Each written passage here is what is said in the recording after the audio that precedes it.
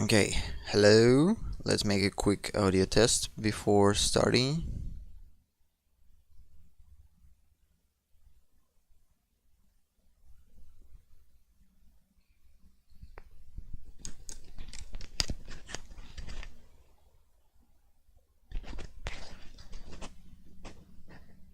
Okay, seems to work fine. We'll start in a minute or two.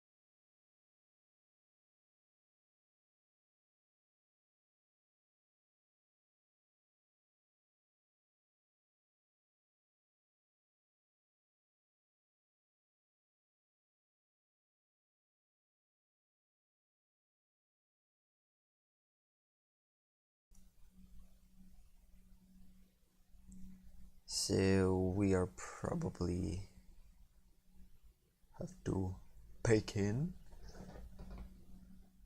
Yeah, it's time.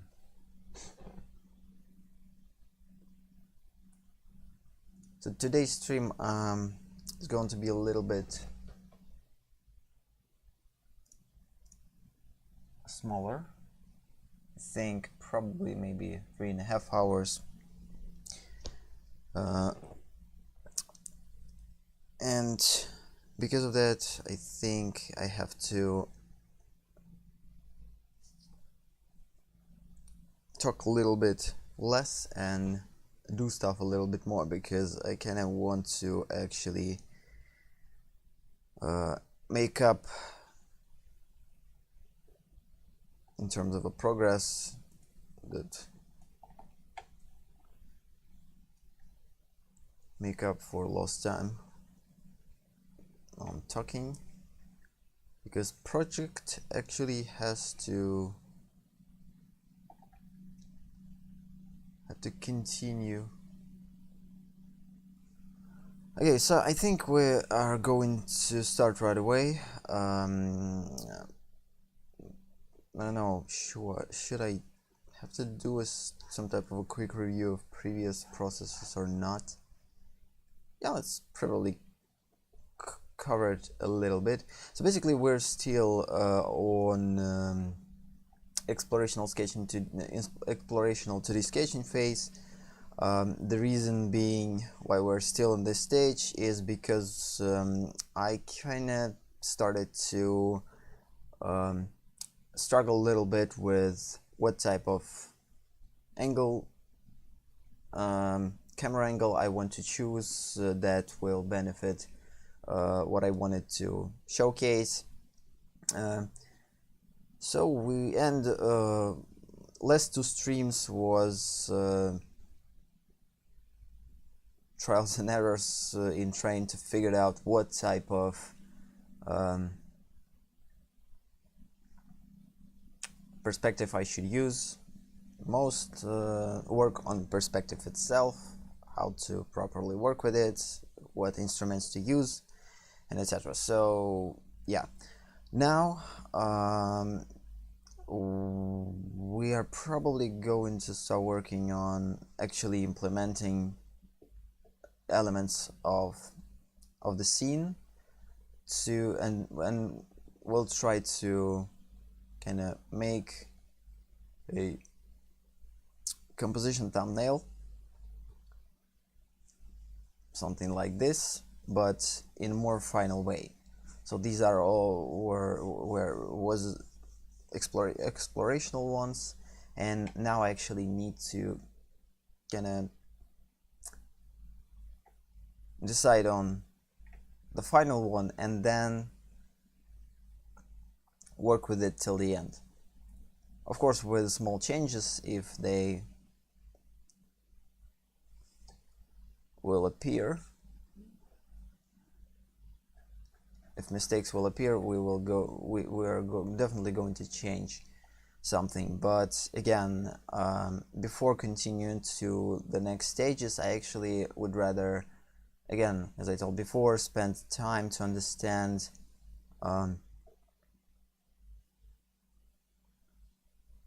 small details in order to make less mistakes, and as a result less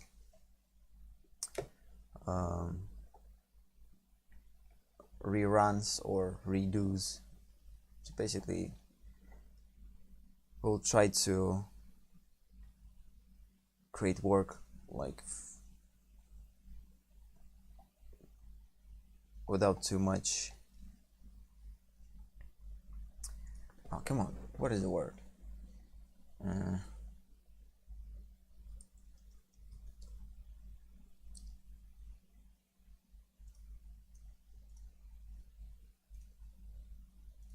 Yeah, without that much corrections. So yeah, we're just basically going to do that.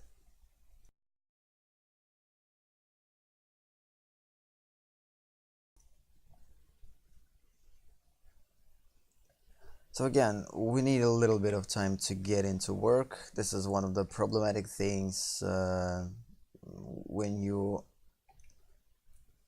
inexperienced artist. You don't have that much experience, and it's kind of hard for you in first couple of minutes, maybe even more, try to figure out where to start, where to continue, and whatever. Unless you already established most of the things and you definitely know what you're doing. But again, we're still on some type of explorational stage, and we're still in search of something that will showcase things that we want to showcase. And these stages usually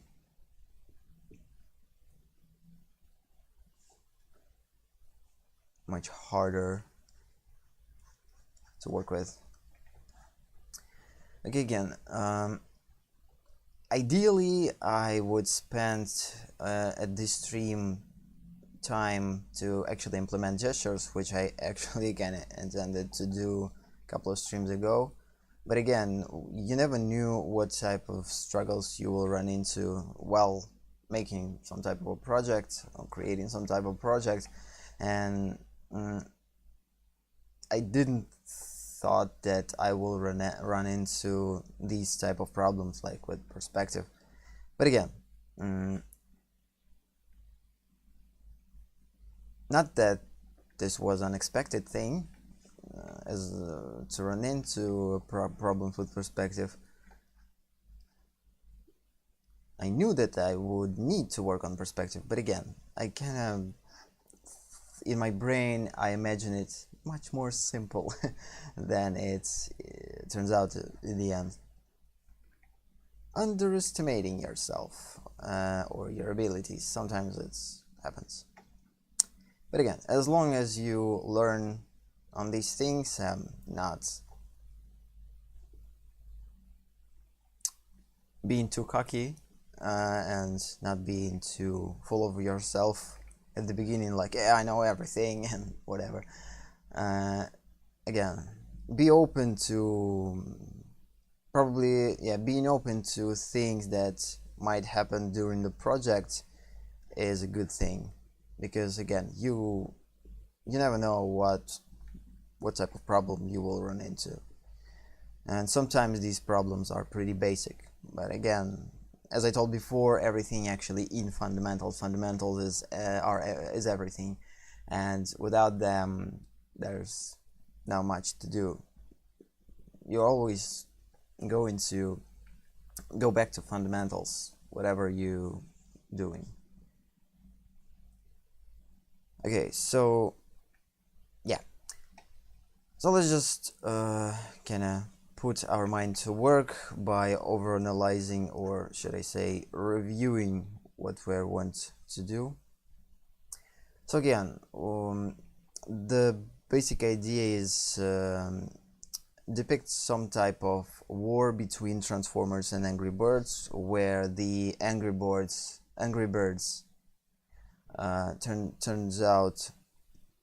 turned out a winner, and after their win, they're celebrating their win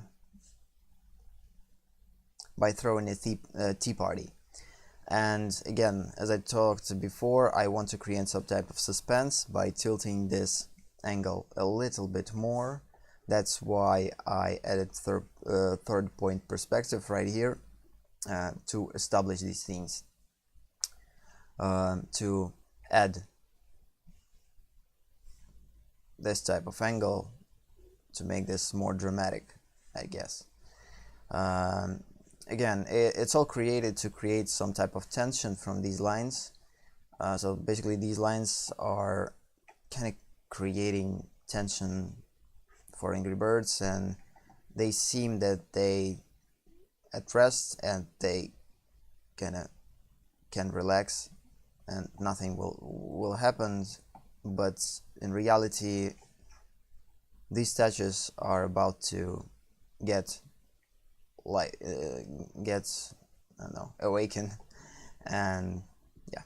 So I want to suggest that these statues are actually alive. They just waiting for the right time to strike from their backs. Yeah, that is not a very good thing to do, but again, we're talking about worse. They are never fair. They're fair. There's always some type of strategy to them that may surprise the opposite side. Okay, so yeah, my brain is kind of not that working today that much, so I probably will be mumbling a lot, I think. But again, at the end, we need to push this for project further. We can't stay on one stage forever, so we are going to do so slowly but surely.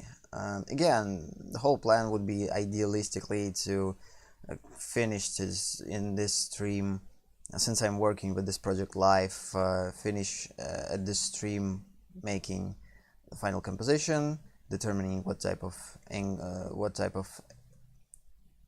placement we will choose for every object and character, plan some type of a flow inside this composition, and then implement gesture to this composition in order to make it stronger. So again, usually the main reason why I actually did not work on gesture implementation to these characters first and decided to spend time on making the whole composition rather than implementing gesture, it's only because, again, we would basically, if we would try to implement gesture again on this type of view angle, then we would apply it to this particular view angle, to this particular composition.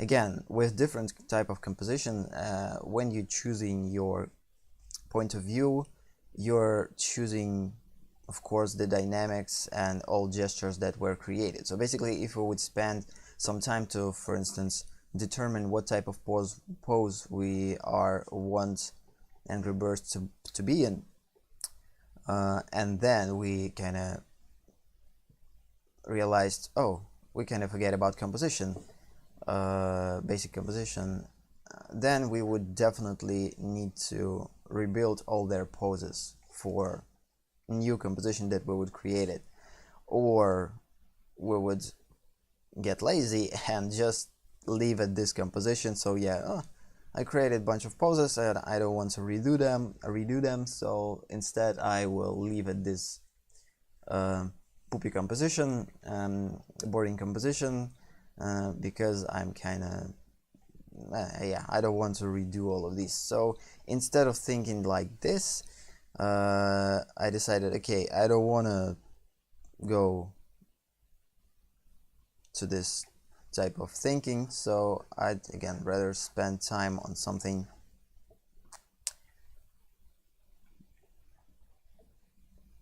more important. So yeah, turns out the composition for the beginning stages is more important than anything else. Again, when we are talking about illustrations, when you work with character designs, of course their main focus basically is character design, and composition that we are actually creating in character design inside the character itself.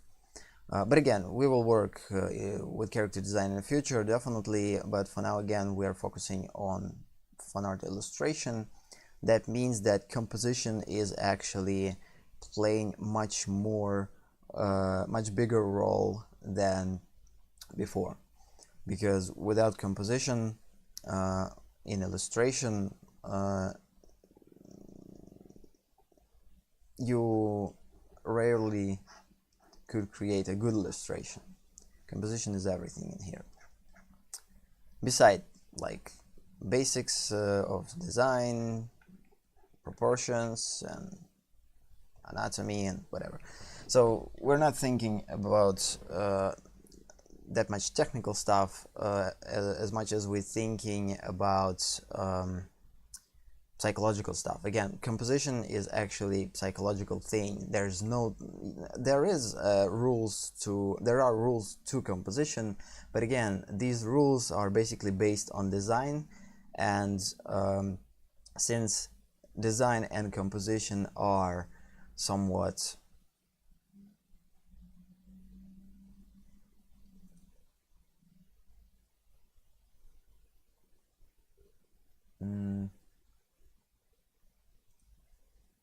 wait a sec. Yeah, since design and composition are mostly intersect, because again, in most educational materials, there's regarding the learning art, there's not that much space for design. Usually design replaced by composition, unless you're a graphic designer, and then of course most of the time is spent on design itself. But again, in traditional arts, I guess schools main focus, educational focus, is not on design but on composition. But again, these are somewhat the same things, because again, it's all about placement, it's all about contrast, it's all about some type of flow, and etc. So these are all principles of design.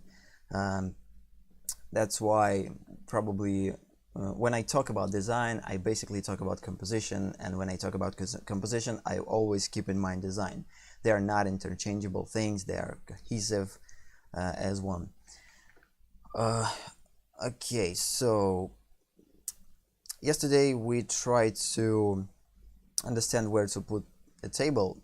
Again, I talked about not being a slave to your current composition and create some type of variable type of composition by adding additional pivot points. Usually, in order to do it, you just have to, so right now we have two main pivot points on a horizon line and a third pivot point which creates some type of distortion. One thing that I actually can add to this, that if you actually trying to create some type of illusion of some type of camera lens, usually if it's not a fisheye lens, the only thing that you need to do is just add third point perspective. So if your work feels a little bit stiff, that means that you forgot to add third pivot point. Usually, again, addition of third pivot point usually is pretty subtle. You don't have to create like too crazy angle. For instance, in here, it's becoming pretty crazy distortion. But the reason why this distortion is created again is I won't actually intentionally create here a bigger distortion.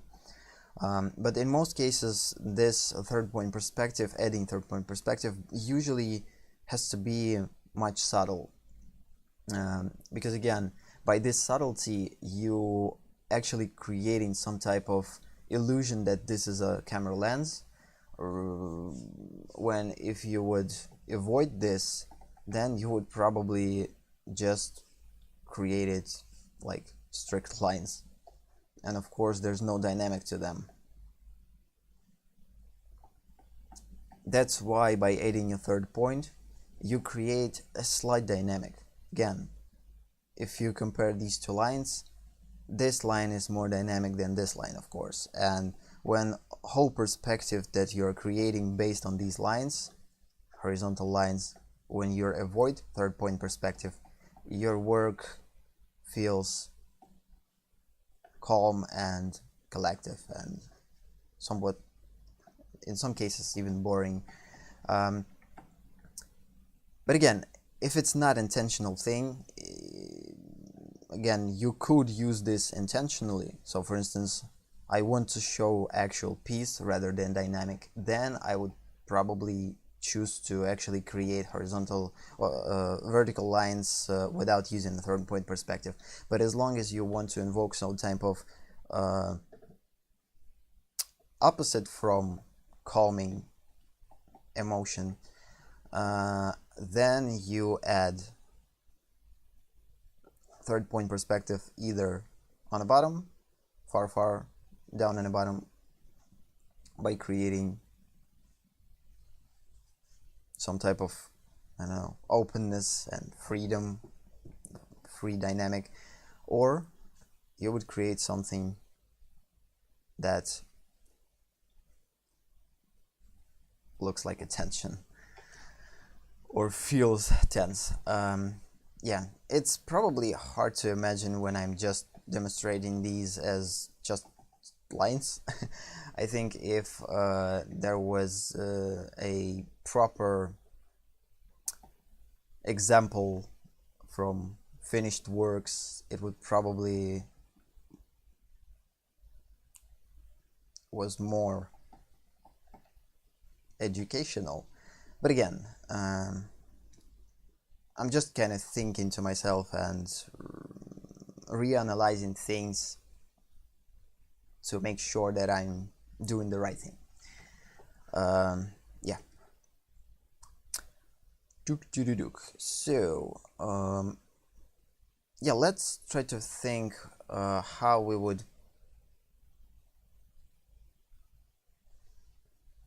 place table, what type of size we would choose for this table, and etc. So again, let's, I guess, get rid of these lines or make them less evident, and let's choose dark color.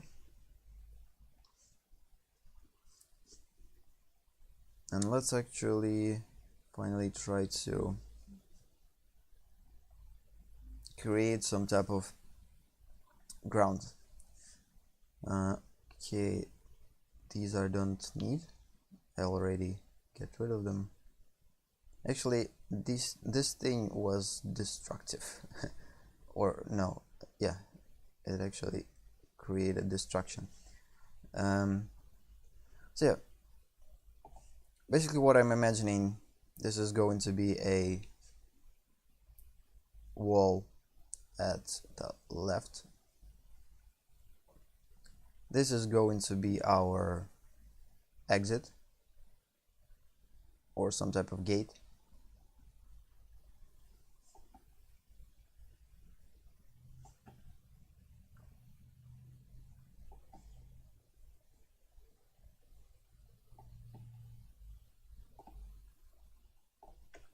Okay, we need to get a little bit closer.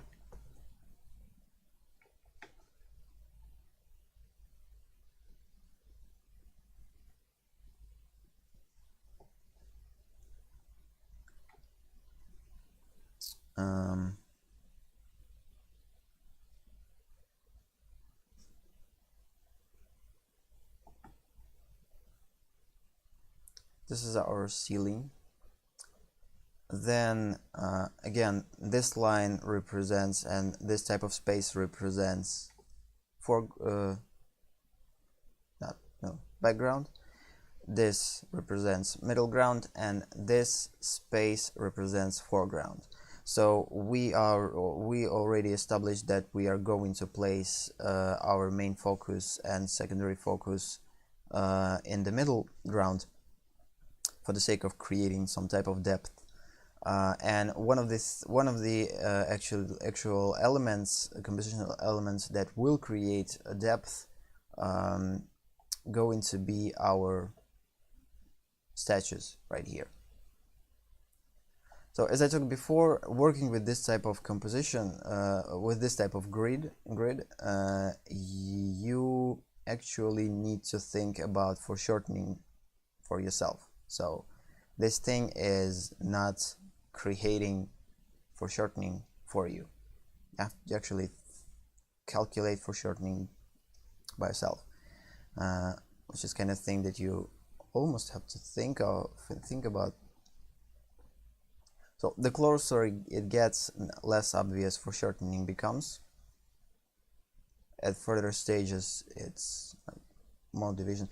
Again, this is not like perfect, because if you would create perfect foreshortening, perfect calculations, then you would probably use these type of methods like dividing. And actually don't remember how this actually works, so you basically can calculating it by some type of divisions. But again, we don't see most of these, so it would be probably a hard thing to actually calculate. So we're going to work using our eyes. So we're making it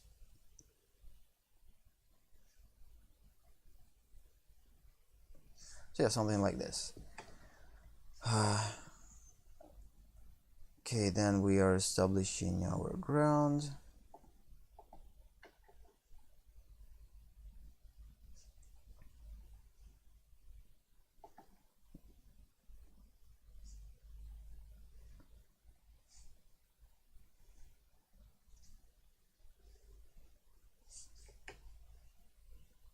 We need these in order to fill a space that we are actually inside some type of space.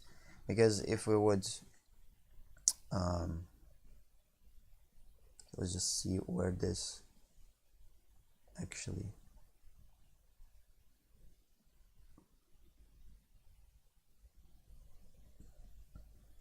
intersects.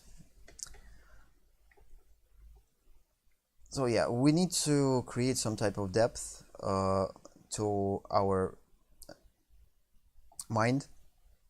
So imagine this project, this composition out inside some type of space. Because again, unless you have a pretty good experience and pretty rich visual library,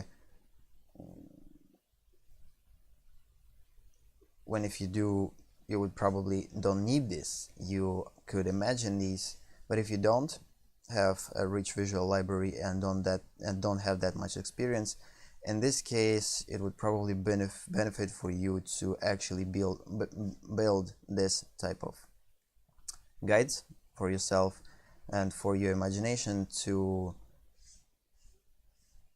feel more in control of the decisions that you're going to make. Because again, this actually helps us to kind of imagine what's where.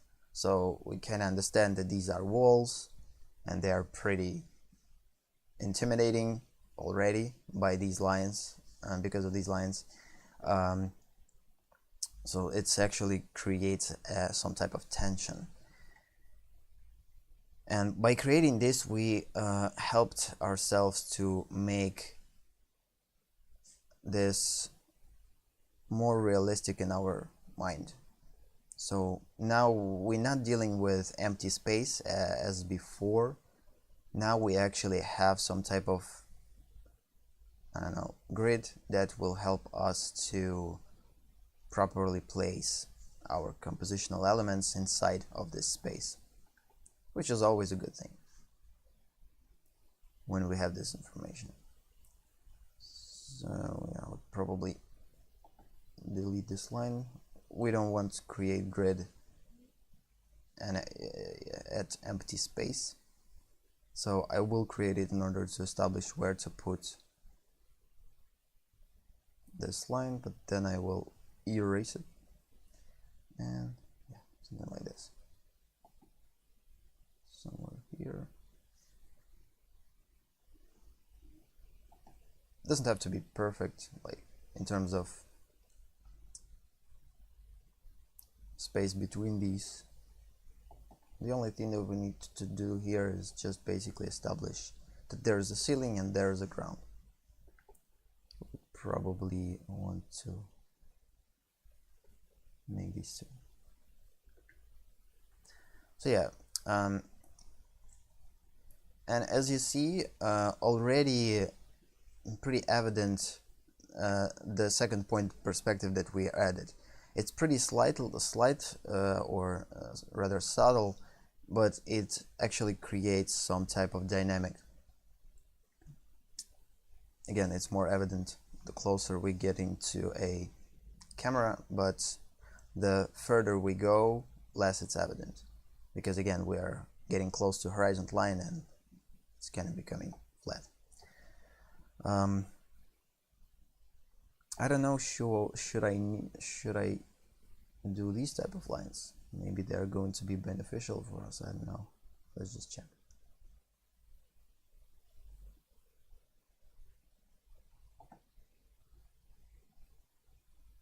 Yeah, probably they are.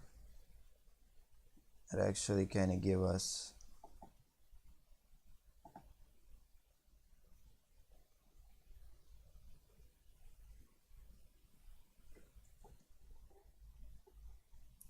some type of polygon definitions or placement that help us to understand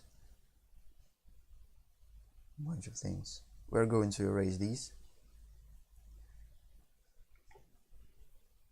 Again, they don't have to be perfect, they only have to represent the direction of planes more clearly. Because again, this line and this line, not that evident that this is a wall. But when we create additional lines to it, that helps us, and these lines are actually helping us to showcase that this is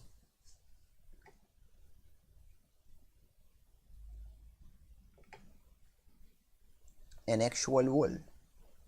Whoa.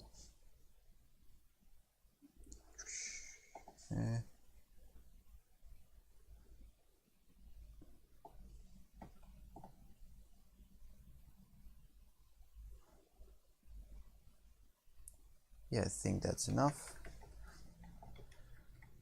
We'll just choose polygon tool and select these that we don't need.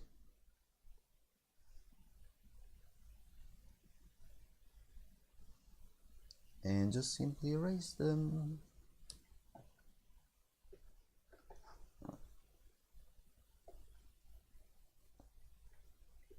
What's happening? Oh yeah, let's save. We never know where program can be crushed. Oh yeah, I forgot that if you want to work freely, you have to disable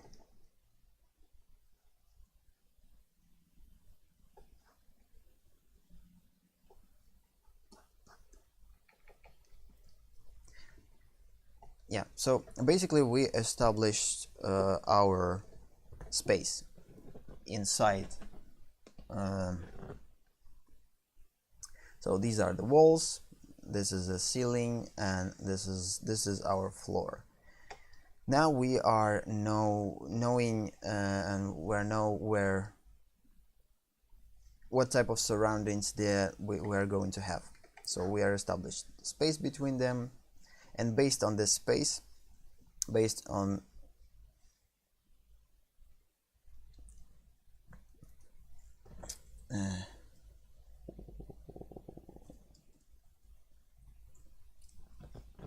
based on this distance, we are going to now try to figure out where to put this table. Okay, let's think about it. So compositionally, I definitely want to create, let's just make it like 50%. Let's get rid of these lines. I guess we don't need them anymore because we replaced them by actual grid. Now when we have grid, we don't need that much. Let's just call it grid. Really? Yeah.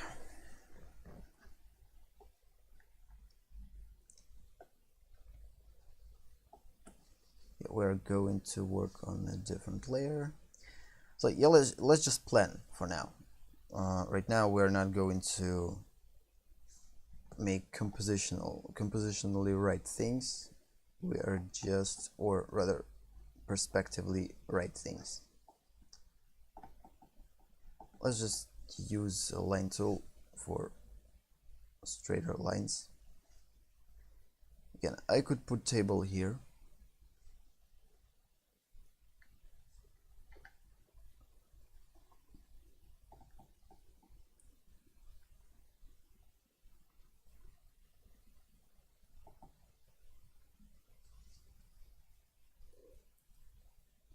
Don't forget where your midground and foreground is. So basically we need to work inside these two, and we can go outside of this area, preferably, of course.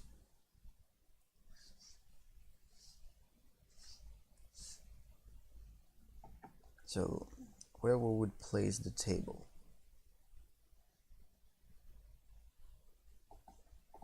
And what size table would be? Maybe we should establish. Yeah, okay, now right now I'm actually kind of starting to deal with some type of problem. So since we're not spent that much time on figuring out the scale comparison, the scale comparison between foreground elements and background elements, or our main focus, secondary focus in comparison to things that are going to be at the background, now we're kind of running into a problem of trying to figure out how big table should be. Again, we could go with a small table. That way, unfortunately, it creates too small table, too little. So this table would be not appropriate for our composition. Again, if we would zoom out, we would basically wouldn't see our table at all. So we actually have to stay in these type of scales, which were established here, but make it a little bit smaller, I guess, slightly smaller, because this is the only kind of test to what in terms of a scale I'm actually imagining. But again, these are have to be much bigger. So right now right here I didn't create them big, but again in reality they would be like this, so they're actually big, much bigger.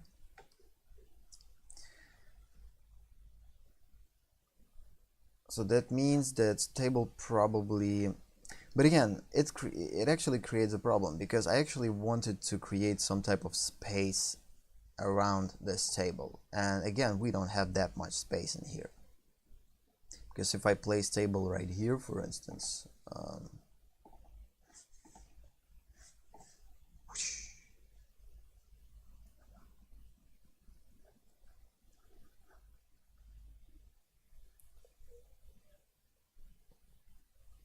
it creates less interesting angle for the table, but this way it's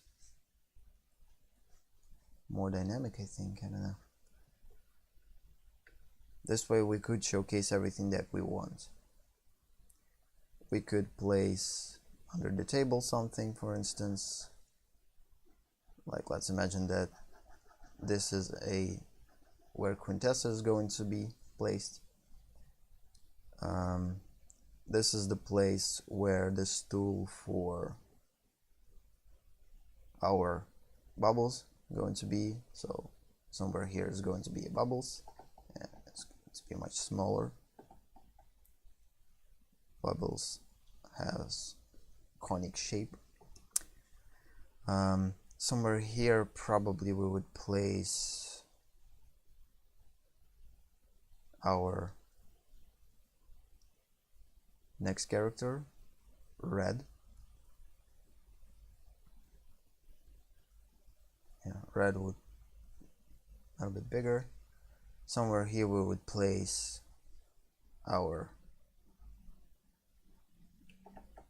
the biggest character, bomb.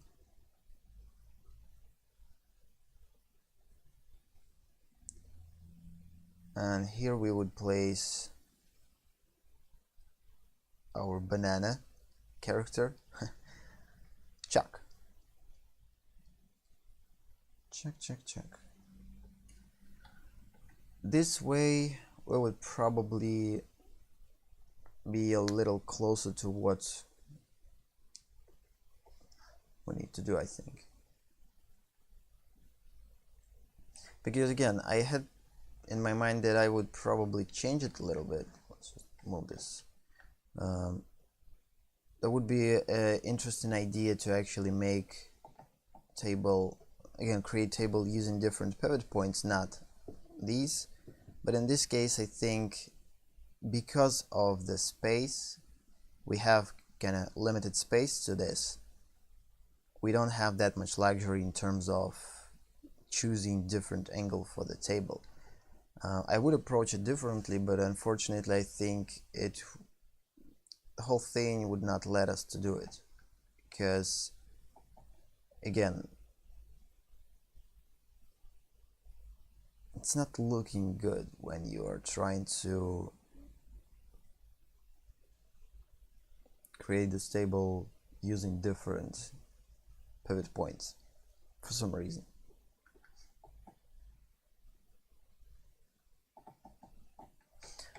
Okay, let's just add additional pivot points and see how it actually looks. Okay, maybe it will look better if we would use some type of guides to picture it.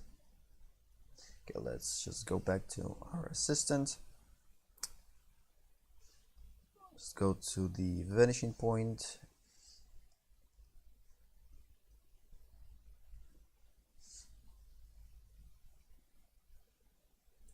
I just tried to add one.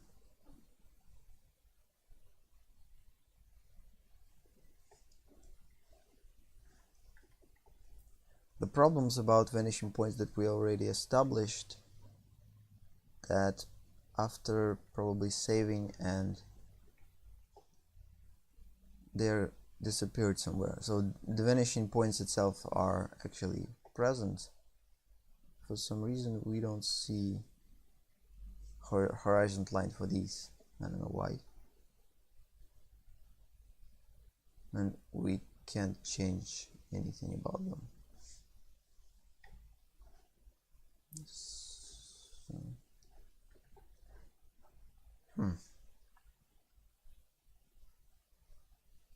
Either way.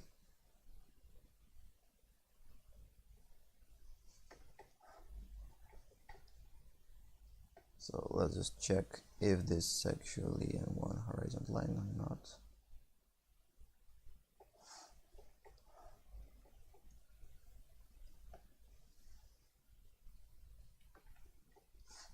How do we check this?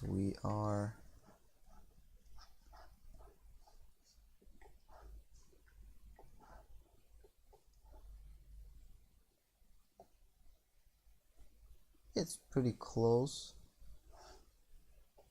to actual horizon line. Maybe a little bit tilted, but the end is pretty close.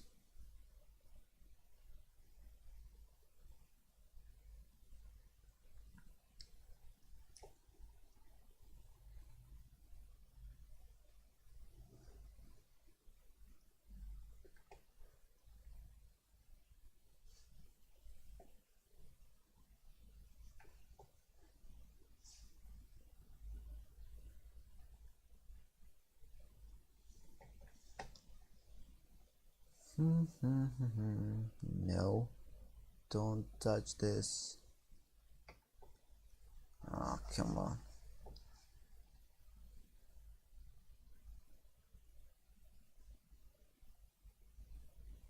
Yep, something like this. So assuming we are placed it right, let's just place another one, and we're going to move them in between, and we'll try to figure out what's working best.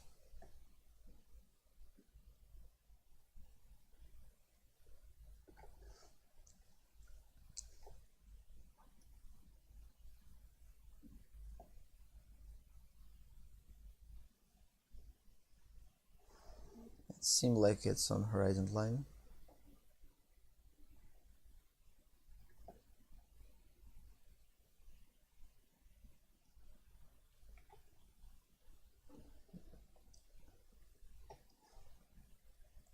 So yeah, we actually placed them a little bit further apart, one great distance, and now let's just try to draw a table using these. Maybe that way we could experiment with what type of table that we want. As you see, the more perspective points you add, the harder it gets to understand where what line is. But again, if wouldn't for these guides, we will be more confused, I guess, because again, these guides are actually helpful. They help us a lot. So I definitely know that this pivot point is one of the newest one that I actually created. So this is kind of the last one that I created. And I definitely know that this pivot point is one of the closest ones. So this is not this. Because again, these are our main two pivot points. These are our additional in order to showcase a placement of the table.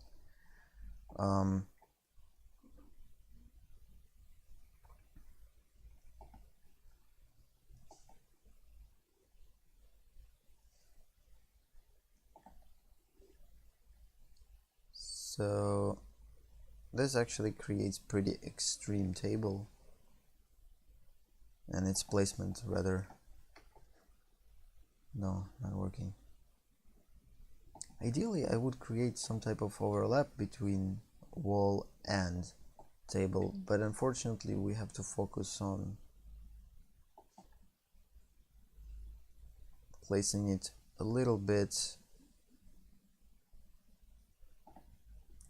off center. Doesn't have to be that. Okay, this was drawn right.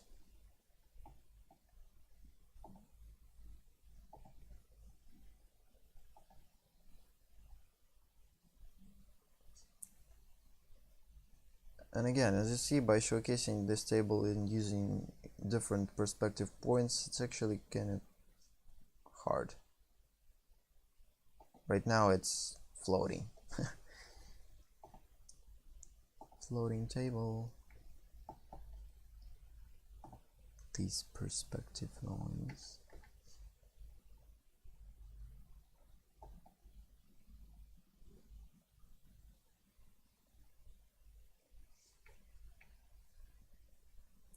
In this case, we don't see much on table itself, so we would probably place these a little bit closer. And one of the story elements that we could add to actually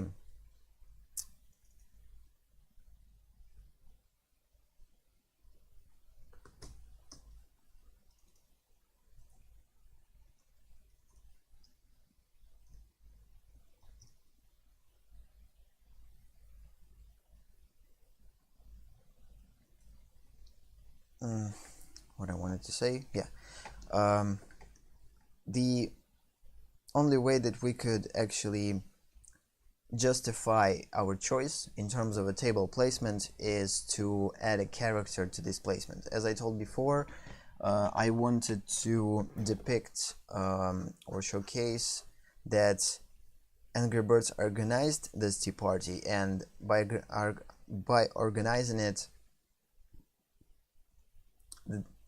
they actually had to organize it angry way. So some type of specific way that has to look Angry Bird like.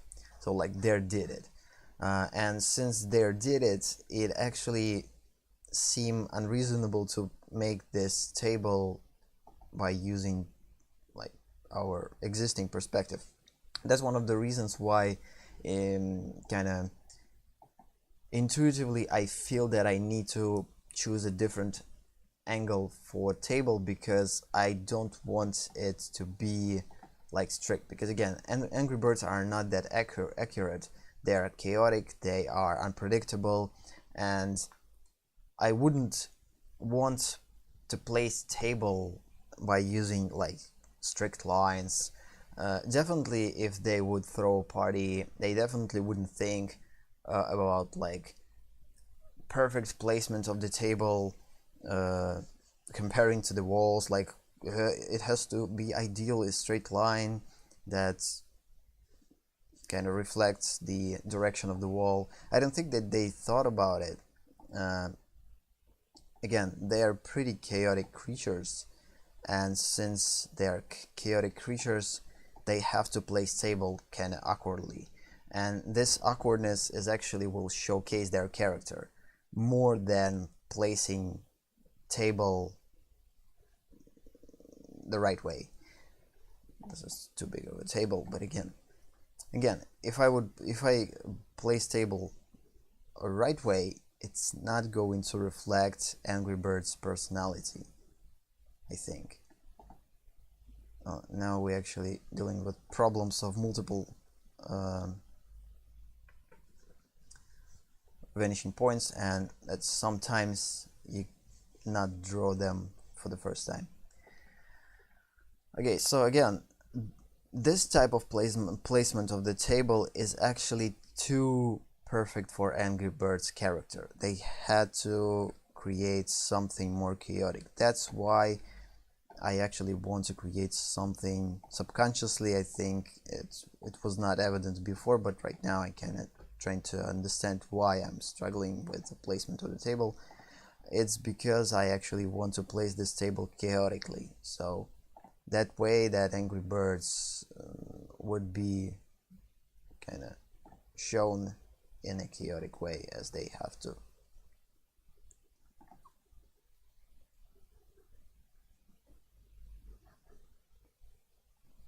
So for instance, let's think about this angle. Okay, this angle creates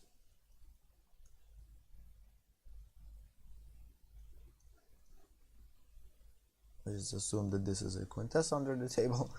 For instance, here are going to be our, in this case we would probably replace characters, so we would probably shift their composition. I would place Angry one here, the big one here, and small one here, and Chucky would be here. But still it's too centered. It's like it has to be a little bit shifted to the right. This way we would balance composition more, but again, we don't want to create necessarily balanced one. I would rather create something less balanced, because again, we want to showcase chaos in here.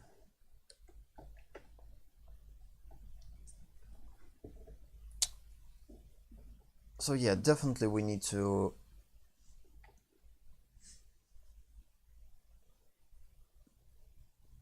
put these a little bit closer to each other. They're too far apart.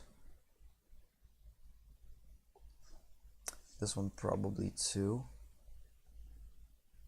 A little bit. They're meeting in the center almost. Well, let's just try to kind of, yeah, this way it's going to be probably a sharp angle of the table evident. Let's see. So if we would place table, for instance, right here, right here.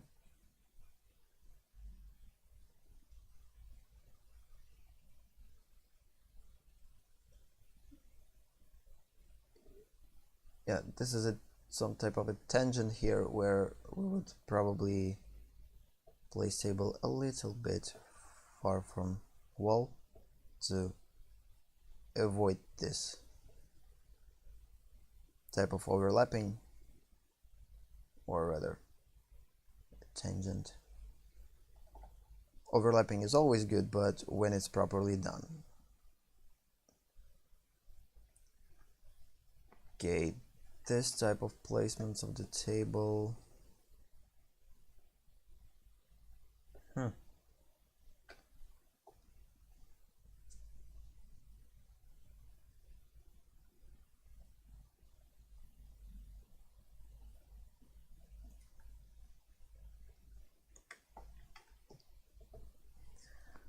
Ready to do. Andy from office. Ready to do.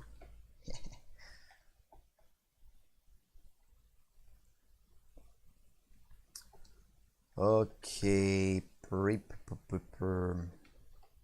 don't know about this. I don't know about this. Okay, let's just get it. I know that perspective is wrong if you are choosing a different placement, but again, it's experiment, so let's experiment.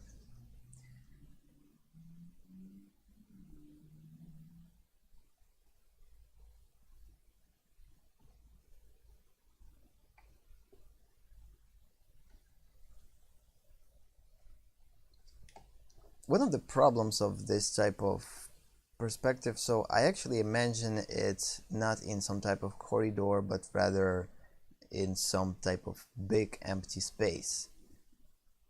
But again, I definitely wanted to depict these characters here, and I wanted to create this type of tension. So right here, right now, we actually kind of, my mind is trying to go two ways. My first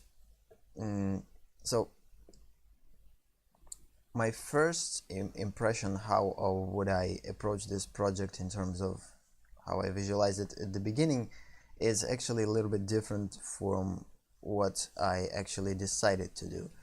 And again, before my first kind of, so how I viewed this project at the beginning, I thought that it's going to be, yeah, let's just show this. I think it's going to be not bad thing to show it.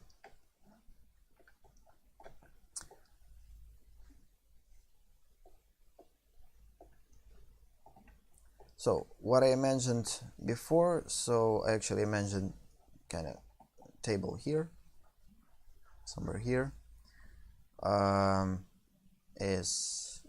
would be the table. Angry Birds are again had to set here, and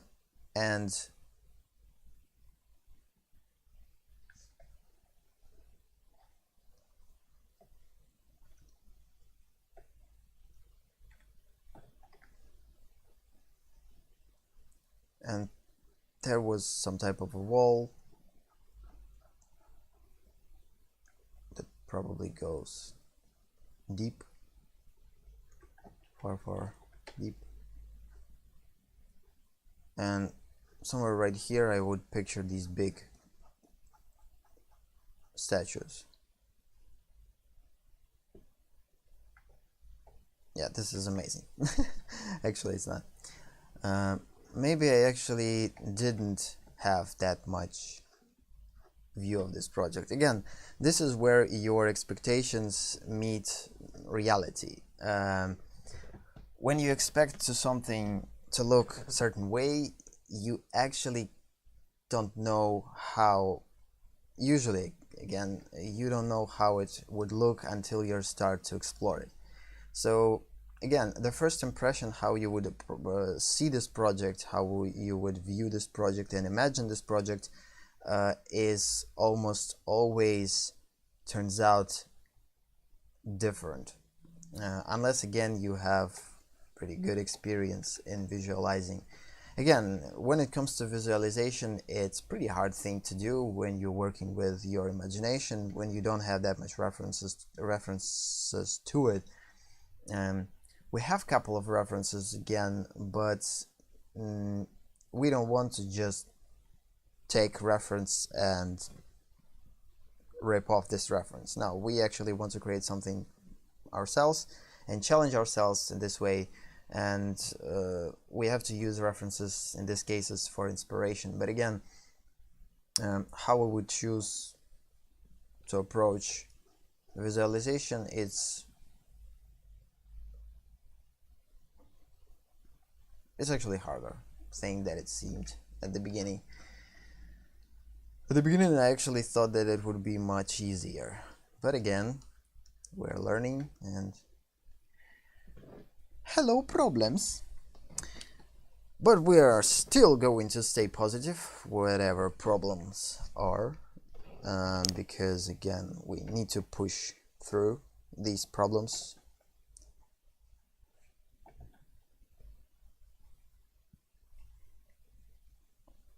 Okay, I think I need a little bit break. My mind is kinda... Nah. I think I need to drink a little bit of water in order to refresh my mind, and take a little bit of exercise. And so yeah, let's just go to the quick break. Where our break thing? Hello, break thing. I'll just save and make a break. We'll be back in a minute or two.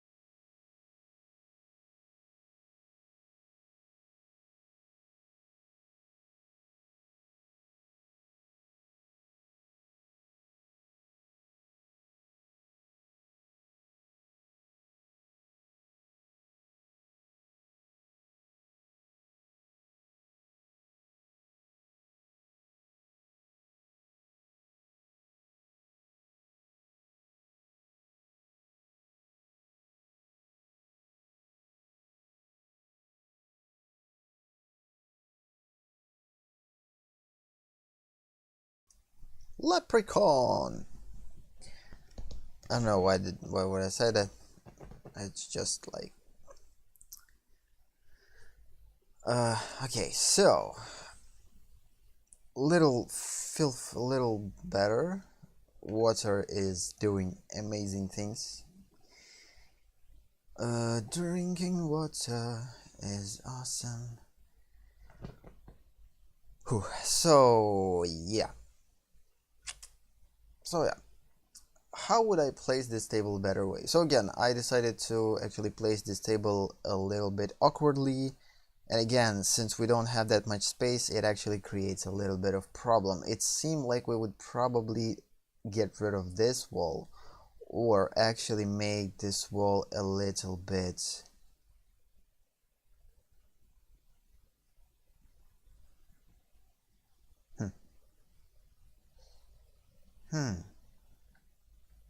yeah, it's like I need to shift this wall a little bit to left, somewhere here probably. Yeah, I did forget to turn off brake layer. I didn't forget it. Cool. Oh, we don't want it to water drop to our microphone. So let's just make a little bit of adjustment. Yep. So yeah. Rip-de-doop-de-doop. Grid. What would I need to do if I would made this gate a little bit bigger? That way I would probably shift this thing to the right. It would create a bigger space for us, which would let us to place this table at this approximate size right here. Because again, this I think I would stay in this type of table size. Maybe made it a little bit bigger. Let's just make it a little bit bigger. On what layer it is actually? It's not a grid. It's not definitely this one. Not this one. Really? Proportion studies? Somehow I made this. Yep, on different layer. So this table definitely has to be bigger, and it has to be a little bit closer. Again, we're thinking middle ground. So it could be partially on foreground again, since this is our focus. But again, even if I would do this, it still makes not that much space outside, and I kind of want to add more space. It feels too constricted somehow, and I can't kind of work with the composition properly when I don't have that much space in it in this particular situation, because again, we need to establish 4 characters. These 4 characters have to create some type of feel, and in this type of constricted space, I don't see it in this constricted space. So basically, at the beginning I imagine it more free space, not like some type of corridor. Can you say corridor, or there's another word to it? Let's check.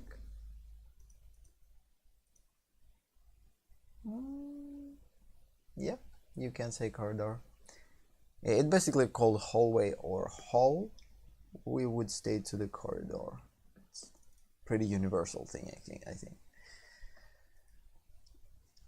Because in Russian, corridor is koridor.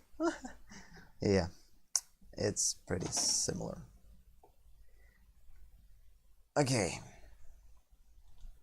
So let's try to make this space a little bit bigger. How we would approach this? How we would make this space bigger? Basically, we would start our lines from here. Let's just go back to our grid. and make this grid a little bit different. Let's just duplicate this grid for the sake of comparison, because again, you would establish different type of perspectives. Again, since this is a stage of exploration, I think it seemed appropriate that we would explore more than one and more than 3 or 4 or 5 type of perspectives that would benefit us. Again, as you see, I didn't saw this thing clearly at the beginning. So I kind of talked about adding more space when we were at this stage, but I didn't realize how I would actually add this space. So I kind of, yeah, I wanted more space, but I not necessarily want to think about how I'm going to do this. I actually thought that by zooming out the camera it will solve all problems, but again, it's not. You have to work with all instruments that available to you to make things right, how you actually want them to be. And again, the only way to understand how you want things to be is to just test them, see what's working, what's not. You not always know everything from the get-go, and right now I don't know everything either. So yeah, we probably would place again, so let's just extend. This is an eraser and an eraser. Let's just extend our perspective a little bit here. This is actually our horizontal line. You can't, it's pretty easy to think that this is this type of line from this vanishing point, but it's not. This is our horizontal line. So basically I would create this gate a little bit bigger. Not a little bit, but much bigger. Something like this. So yeah, this gate already looks bigger. Much bigger. So it would create for us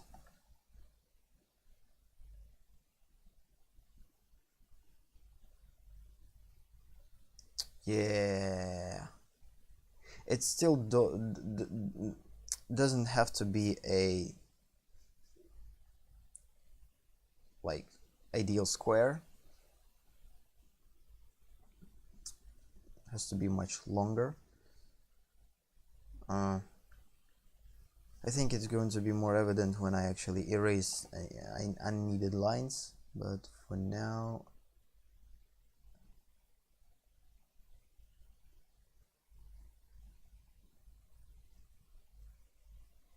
and let's just erase things that we don't need.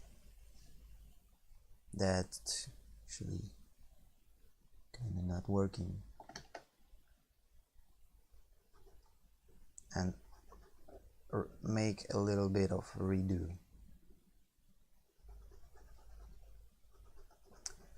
I guess, yeah, again, this is probably one of the ways to experiment with perspective. We basically decide on what type of perspective you would use at the beginning, and then you see what's working, what's not at this particular perspective, and then you see how you would change this. So again, the one particular thing that I didn't like about this primary perspective, or the first perspective that I did, that I didn't have that much space. That way I couldn't place Angry Birds proper way and the table proper way. I would have to actually create more space here. But again, the problem with this, it creates more space, but I think when we actually make this, there's going to be another problem. But let's just finish this and then we will deal with this problem when it appears. It's not that hard to actually redo this type of compositional things. So, and this is a good practice either way, because by every time that we are building a perspective, no matter using we are no matter using we how do you say it properly, come on, no matter if you're using guidelines or not, or if you're using this type of thing, it's still beneficial because you're learning, you are kind of practicing, and practice is always a good thing. Okay, these lines now a little bit in different places. Is this one too? Over here. Top lines in different places.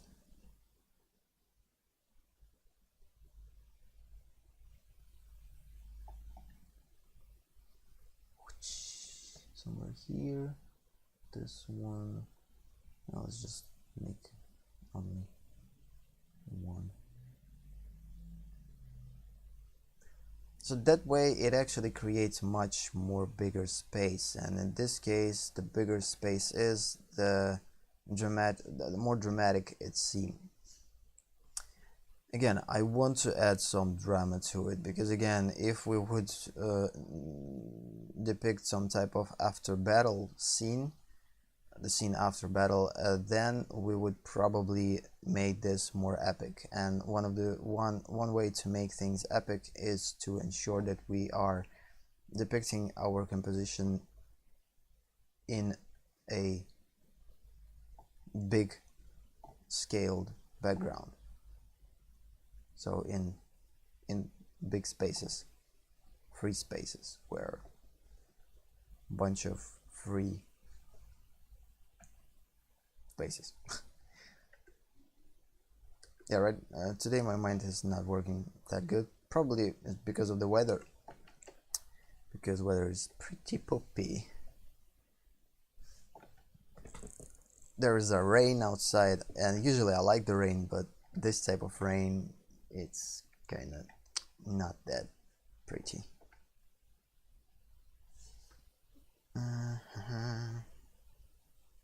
Because inside it's raining, it never lets up. I know, I'm crazy now.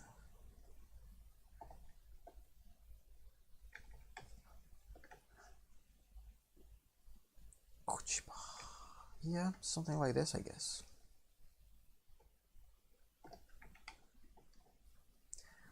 Okay, now we actually made a space a little bit bigger. This way we actually now have, so we have two grids.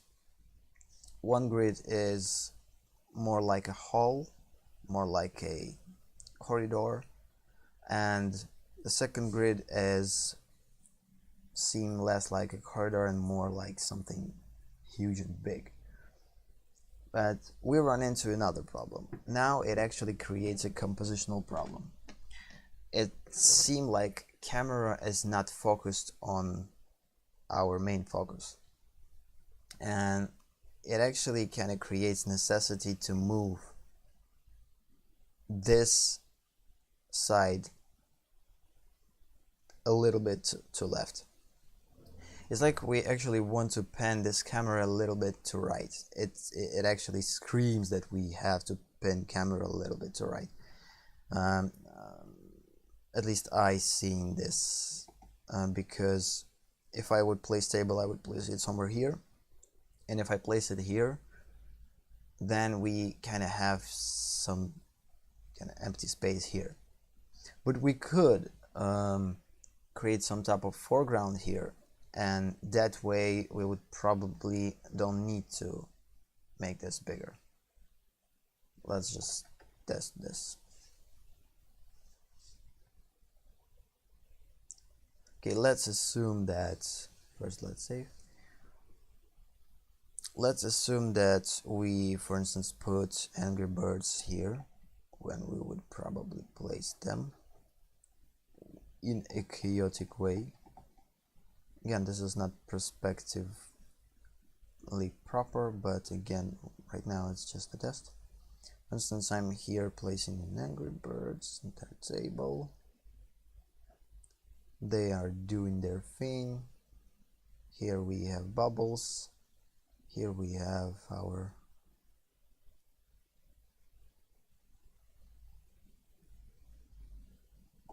I think Mr. Banana. Chuck has to be here. If we would place this like this, the Chuck definitely has to be here. Bomber has to be here. Let's create an interesting overlap between Chuck and Bob, and background and this wall. And the red would be here. So as you see, that way it looks. Again, now from all of these, I like this one the best. But the problem is, story-wise, it's not the best thing to showcase this in this way. And think, again, I need to push myself out of things that seem parallel. And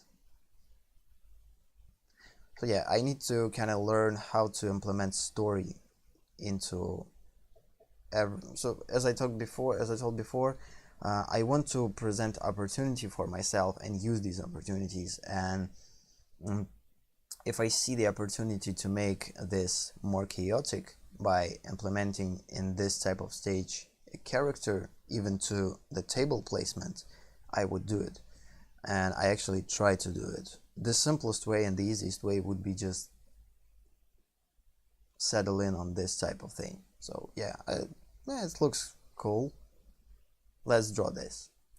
But again, I see that I can add a story to it, so I rather spend time doing it. That way I would learn on the go, because again, I'm trying to do things the right way, as I want them to do, as I want them to be. And if they don't look right, I would rather spend time to figure out how to make this right, rather than just settle in on something that was the first choice, the first good choice. This is all things about explorations. Probably most of the artists are talking about. Then explorations are specifically designed to make sure that your first choice, either make sure that your first choice was the best choice, or check that your first choice was a poop and you find a better choice by experimenting. So this is one of the things that I think the beneficial side of an exploration. Oh, you'd not necessarily want to go through these stages because it's kind of your thing. If you want to go through exploration, you go through exploration. If you know what you're doing, then you'll probably skip the exploration phase. Again, it all depends on the artist and how he or she thinks. I actually kind of tried to avoid exploration at the beginning, but as we see, it's not a good idea to avoid exploration. It's actually a good thing to do. And you rather spend time on exploration at the beginning than again make a bunch of mistakes along the way and then spend countless hours to correct these mistakes at the end. Because again, when you're correcting these mistakes at the end, it's much harder to correct them. It's much harder to redraw all than redraw something like this, because again, this is not final, and this is something that you will simply delete and not going to be cry about it. So that's why the explorational stages are crucial to process. Pretty important. Okay, where we were.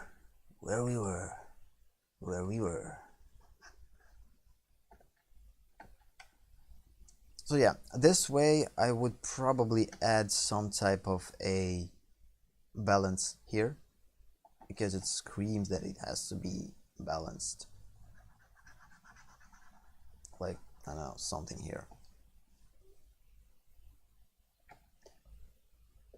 But again, it still feels off. It still feels off. I don't like how it looks. Okay, if I would place Angry Birds here with a little bit of subtle changes. Now let's assume that this is a subtle change. This is our table. This is our... Again, perspective is totally wrong, but we don't think about it right now. The only thing that we need to think of is just the placement of a object itself. Also, we always can choose this by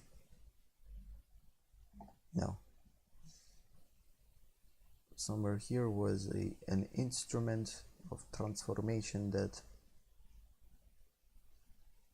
here, yeah, we always can make a little bit adjustments towards the right perspective by transforming things. Yeah, for instance, if I would place a table here and made it a little bit bigger,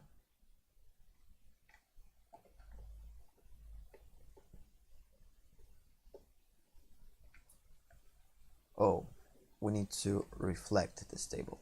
I think the reflection of this table would be beneficial. Yeah, this actually creates a much interesting flow. So it goes here. We put something here to stop this flow and direct this flow here. And then we go to our characters. This way it actually creates a flow right here. We could go with flow even here, because again, here I will create some type of a arc that will make everything a little bit, yeah, so we could go in here. Basically, we need to create some type of movement inside of our scene, and one of the ways to create this movement is by proper placing. Again, this, like, the placement of the table seems so unimportant at the beginning, but in the end you see how crucial it is, because again, if we would place this here, it probably wouldn't work. If we would place this here, it probably wouldn't work. But if we would place it here or somewhere closer to this, it actually becomes pretty interesting composition. So again, it creates an interesting flow that we could depict. It goes right here. Then we could create something here to distract viewer from this angle and make the viewer's eye to go here. Again, something destructive here that will distract our viewer. Then we will create here big statues.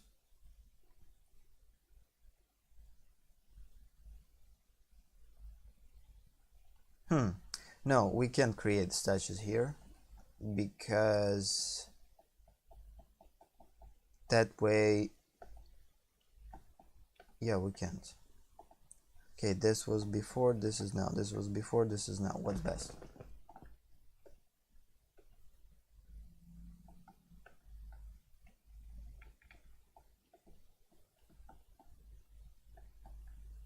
This one actually looks better. What was before? It's more balanced. Again, it needs to be somewhat in the center, but not in the center. So assuming that center line is this one for this particular space, and Angry Birds kinda decided to throw a party closer to the circle. Yeah, let's imagine that we see some type of circle here, and their crew decided to throw a party in close proximity to that circle. I think I would not create big guys here, big statues, but rather created them here. Like, for instance, this one big statue, this the other big statue, and here we have like crazy big statue.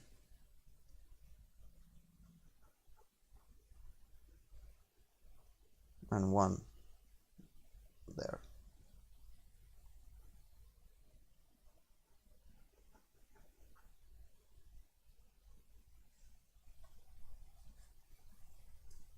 So big statue here, big statue here, big statue here. Because if I would create statues here, it's no, let's just test this. Maybe it's going to be work. Maybe it will work. I don't know. Let's just test this. Okay, this is supposedly our statues.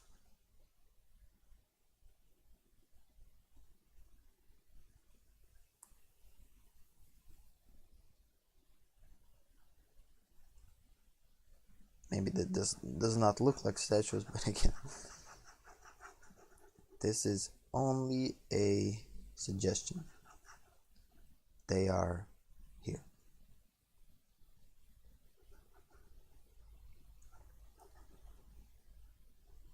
Actually, putting statues there, it's not a bad idea. I thought that it's going to be better, worse.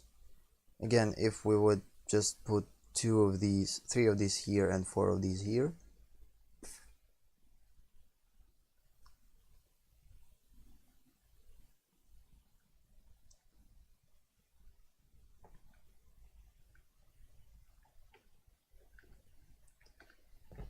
still something throws me off about this composition.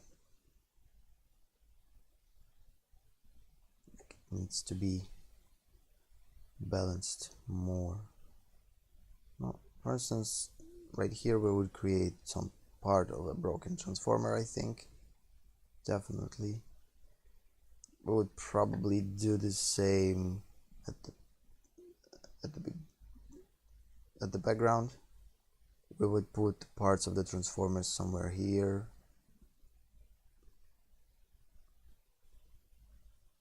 Like there was a war.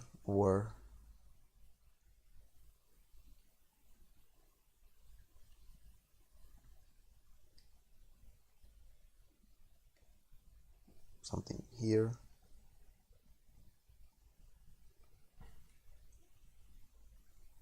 Again, I'm doing things to kind of create some type of a balanced composition. Okay, how we would place our characters here.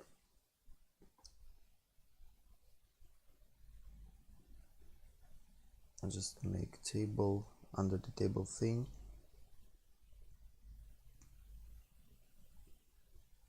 Table itself is going to be, of course, much thicker. Because again, this is going to be a quintess under the table, supposedly.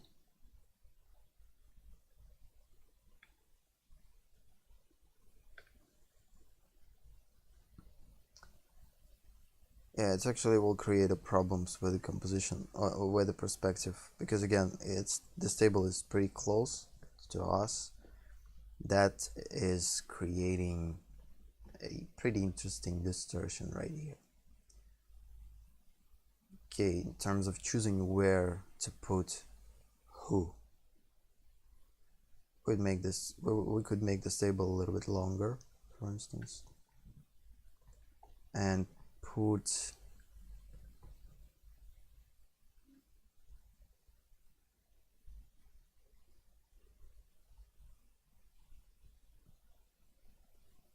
so now we need to completely change placements of the characters, and as a result we completely have to change their poses.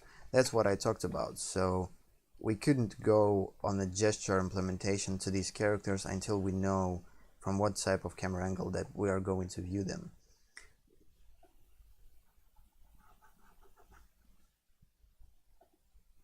That's one of the reasons why you would need to go through these compositional stages first and then go to actual gesture implementation. again, I will try to figure out what type of pipeline works best for what type of project. Again, since we're working with illustration and I'm kind of accustomed to work with character design more, because it's a little bit easier in terms of a composition. You don't need to spend this much time on composition by working with character design. Most of the time when you're working with character design, you are spent on composition. You will spend time on composition, but time spent on composition basically always revolves around different things. So the inside composition, like inside the character, inside the pose itself, how inside pose gesture is flowing and whatever, how pose is looking. Horrible example, but again.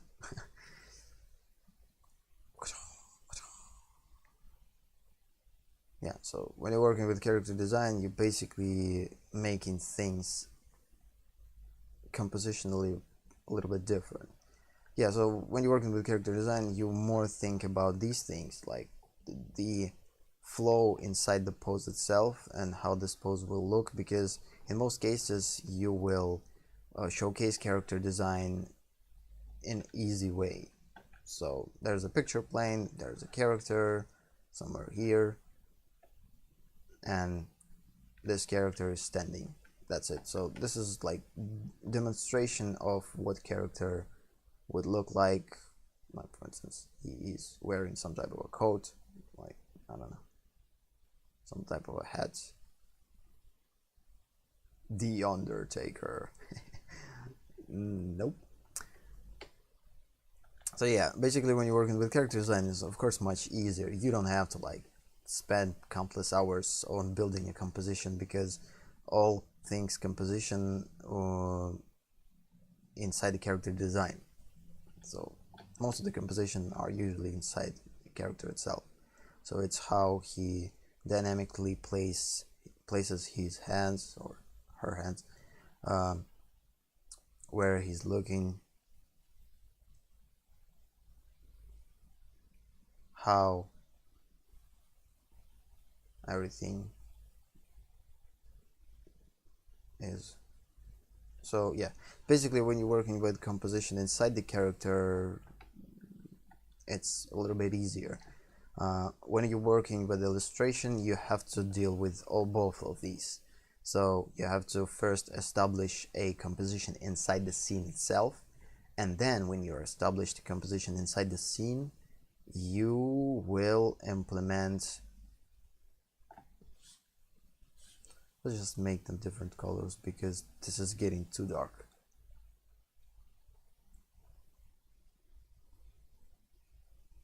So the bomb would sit here.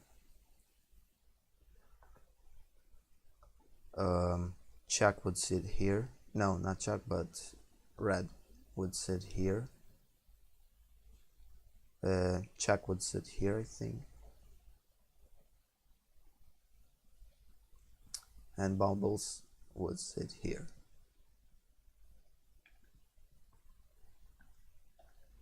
Let's just make composition, let's just make perspective a little bit more appropriate to the scene. It's definitely broken a lot. Let's just make this.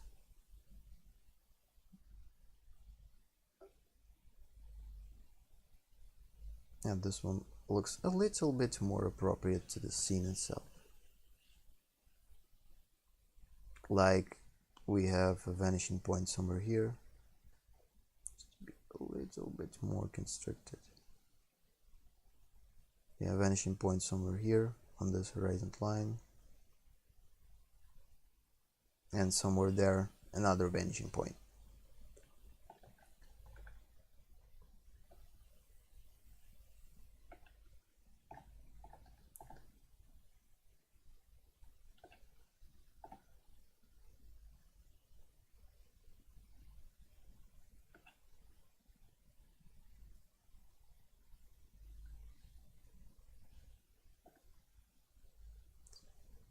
And again, perspective of these going to be, yeah, we work on perspective later. That way we actually can focus even on things on the table itself. So we could place some type of cups on the table, some type of plates. We could even place some type of interesting things like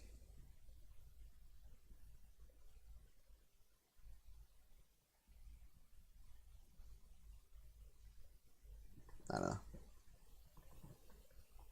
with sweets in it.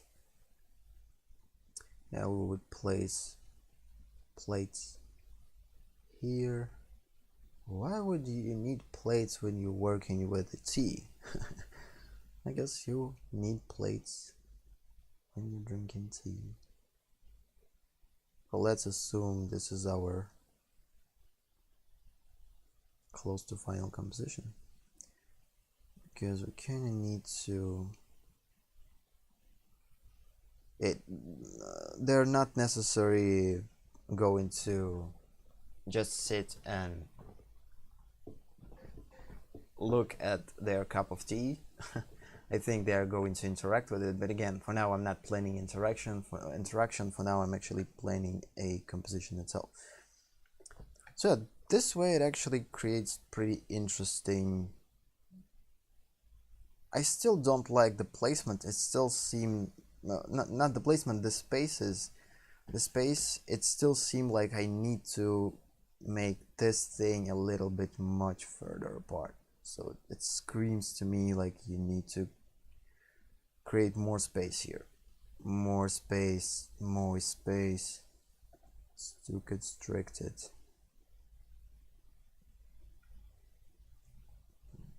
Let's just use, oh come on. Let's just add this space by hand, I guess.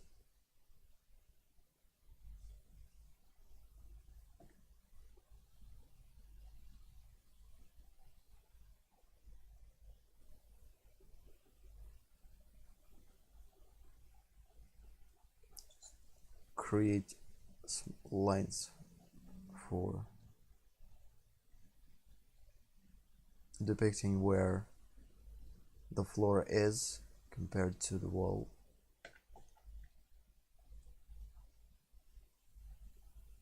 Yeah, this way it actually creates more space, which is much more, it feels more, I don't know. No. Now something is off. It's like you need to move them a little bit to the left. To the right now, but to the left. Like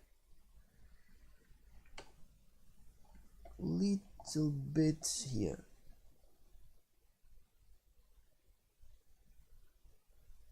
They were here before, and when you work with this type of space, you still create a space, but when you expand space outside, then you would probably need to change the placement of the main focus too, because again it has to be balanced.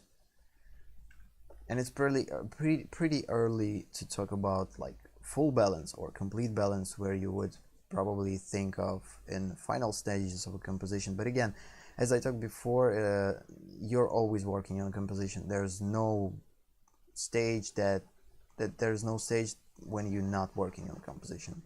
So that's why the more things we establish at this point regarding the composition, the better. It will benefit us at the end, definitely. Wouldn't be a bad thing. I think this composition looks pretty cool to me, at least. Kind of like how this works. I would probably have to choose different colors to depict these characters, because again, when we work with a primary character, so let's assume that the dark, so the black color is the color of secondary or tertiary focus. Red is our primary, focus. By red I mean color, not the character. And the blue one is our secondary focus, which is these things. So the accessories of a tea party on the table.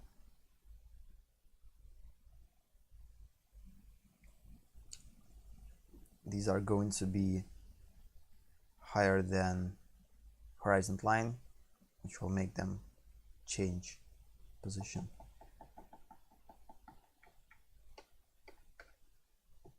Secondary focus. Yeah, I think it's slowly but surely it actually kind of comes to some type of understanding from my part. So I actually trying to imagine this a little bit more, which is a good thing. Now I'm starting to see this as something, because again, before I was not sure 100% what I'm going to do. I had a vague idea what I'm going to do. Again, I definitely knew that I would definitely showcase these swordmans, not swordmen, but yeah, some type of guards. Definitely knew that this is going to be the case. They're not going to be that curved. They're going to be straight.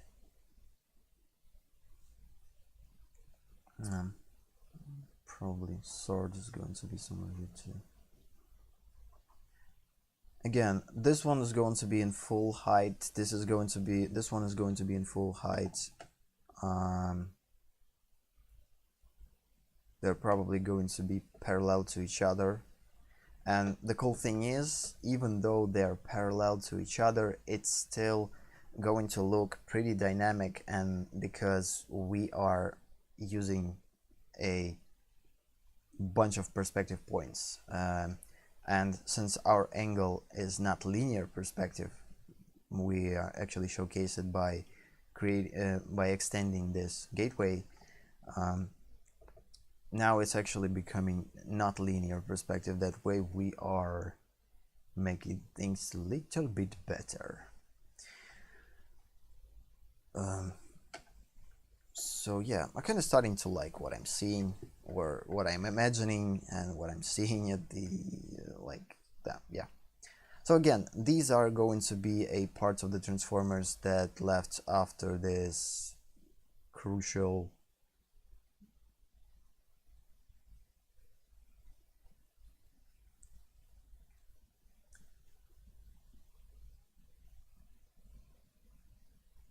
showdown, as you probably might say. Yeah, so this way it's looking pretty cool. Again, I will make right composition, make sure that this is a right fit to the particular horizon. So as for these guys, I will establish the proper placement, proper differences between them. But this is a pretty good start, or should I say continuation, or start, or continuation.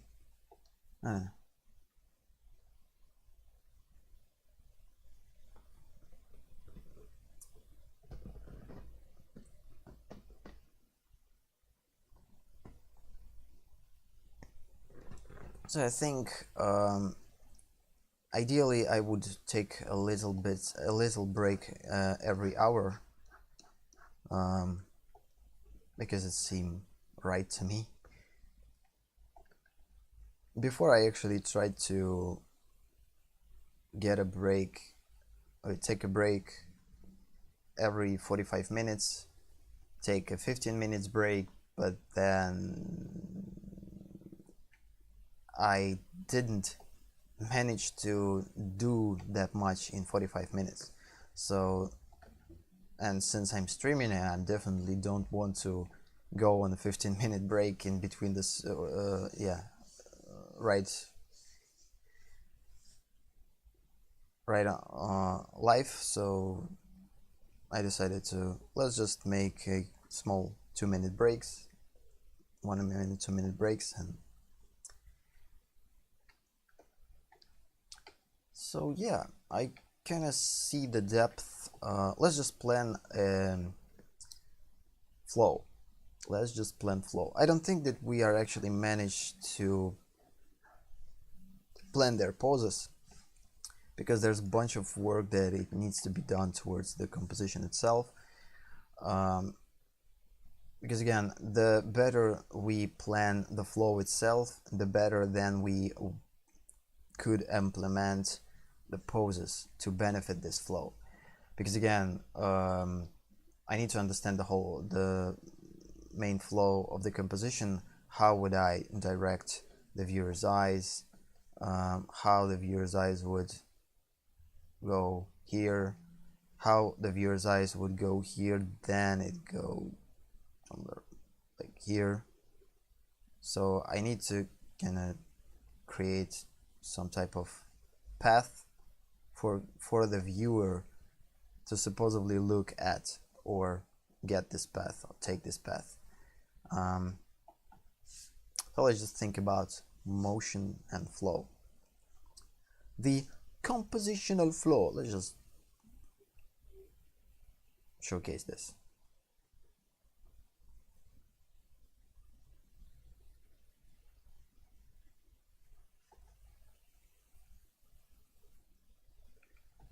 Duk to the duke to the duke. Dot dot dot.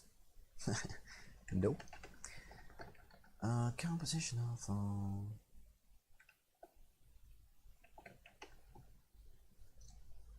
Yeah, we'll take a break in 5 minutes, but for now let's just continue talking.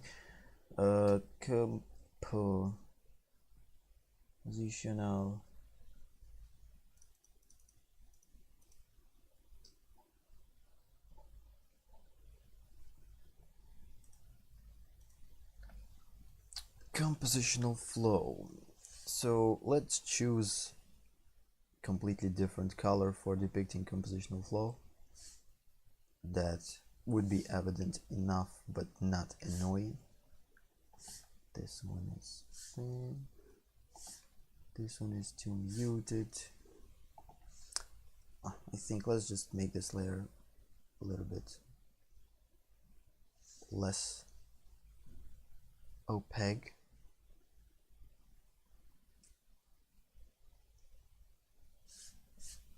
And choose probably this one. Whatever. I think we need to choose green.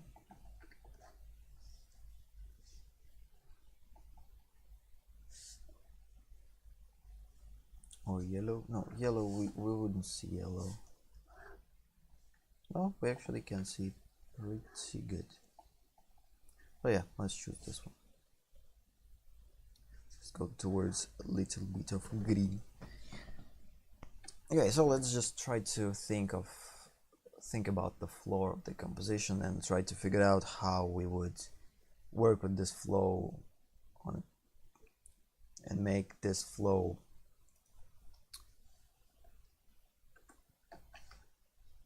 and create a story through this flow. So okay, I'm not going to think now about interaction between characters and interaction between the other elements. We would definitely go there, but for now let's think about the flow itself. So the first thing that actually adds to the flow is this gateway, or most of the time the gateway here is actually to create some type of a contrast between these shapes. So I think there's going to be pretty evident silhouette of this transformer statue. There's going to be pretty evident silhouette of this transformer statue. There's going to be a silhouette of broken transformer somewhere here, maybe somewhere there, and it will create a silhouette here. So basically we already have interesting thing going here. It's not just a square thing, it actually has dynamic. We actually could add something here to create some type of interesting gateway as an element of design.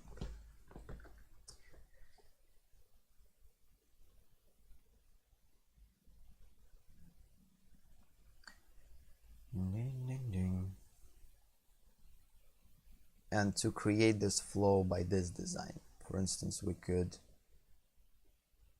extend this, make this more evident, and that way we actually starting the flow. Not one of the ways to start a flow.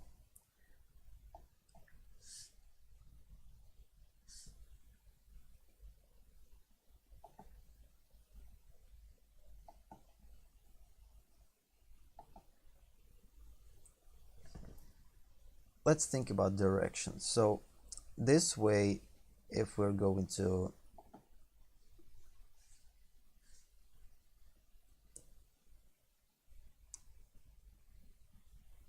suggest to a viewer where to look,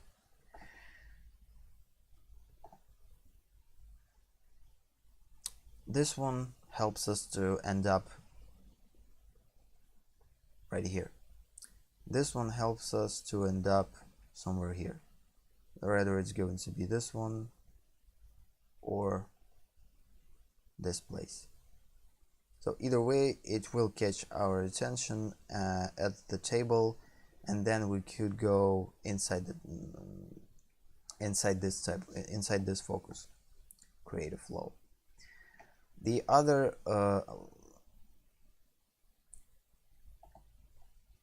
so the other thing that could create a flow is this sword, which probably would be directed somewhere here, because again, we're not going to see, I guess, the eyes of this transformer. Or we could depict a small amount of this, but again, in this way it's going to distract the viewer's eye, and I don't think that we need to do it. I'd rather put a subtle thing here, like the eyes here, that they're actually looking at transformers. Eyes here that they're looking at transformers. So basically there's going to be probably only one or two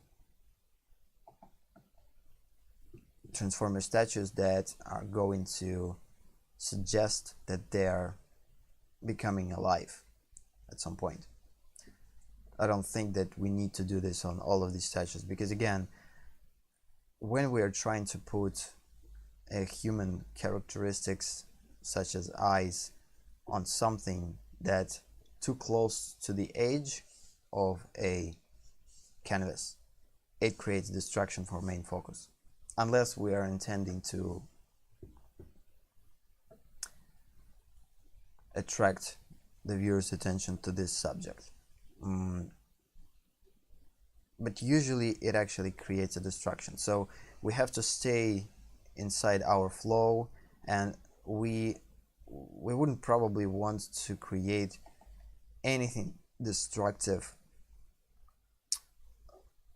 with these grounds. So let's just establish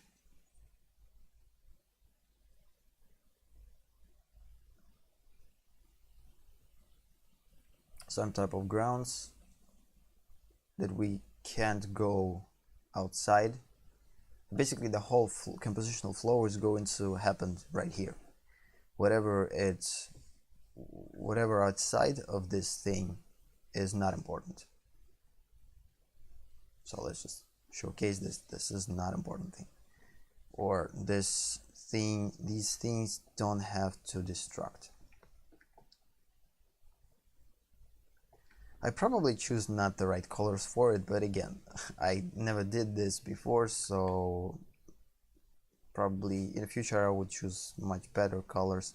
But as long as it's viewable, I think it's normal. Yeah, we could make it a little bit less obvious. That way these colors are actually much more. Oh no, we need to save. Don't forget about saving. We wouldn't want to lose all these things, so yeah.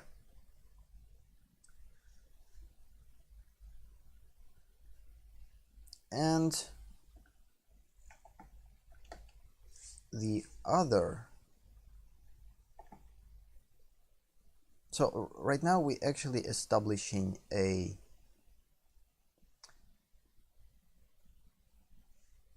different focus points or areas of a focus. So this is like this is an additional area of focus. This is a tertiary area of focus. This is a primary area of focus. And inside this table is going to be a secondary area of focus. So basically our secondary focus is inside of the primary one, the primary focus. And of course everything is inside our tertiary focus. That way we are actually creating that cohesion what I talked about. So they are not separate. If you would try to look at the background and try to figure out the setting, you would always go to primary focus, you would always go to secondary focus because they are intersecting with each other. The flows by themselves actually supporting each other. So background flow, setting flow is helping to bring the eye of the viewer to our main focus. Also, it helps our secondary focus to be established by creating an interesting silhouette to it, or silhouette that we could recognize, perhaps recognizable silhouette to it.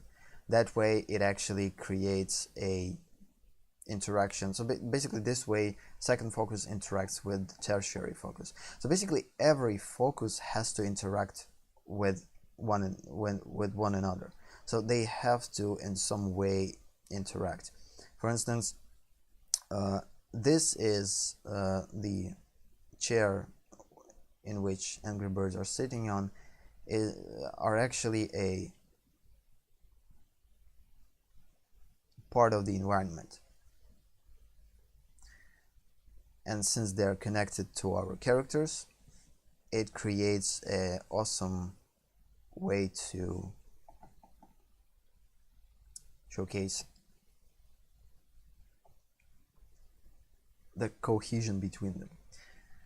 So yeah, I think I will take a little bit break. I kind of want to gather my thoughts on this subject and address it a little bit more properly, because I kind of mumbled right now something probably not that understandable, but I will try to, yeah, I need to take a little break, drink water, stretch, and quick exercises, as you probably should do, because when you sitting all day in your chair, this is not healthy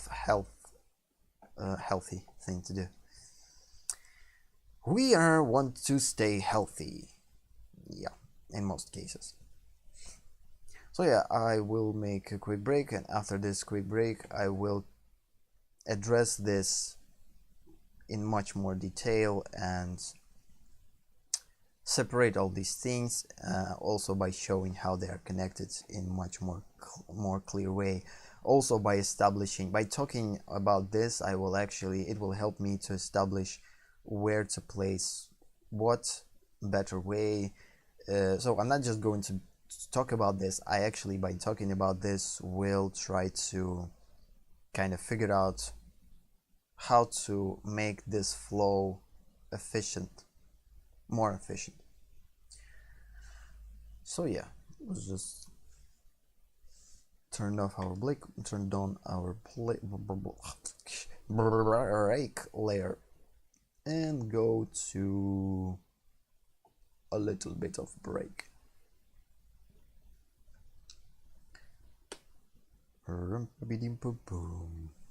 So yeah, we'll be back in a minute.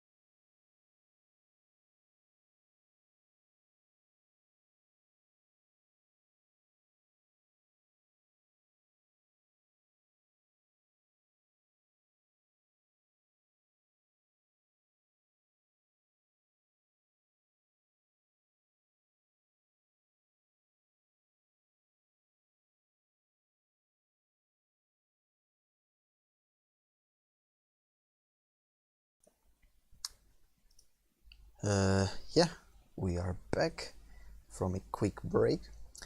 Yeah, let's continue, I guess.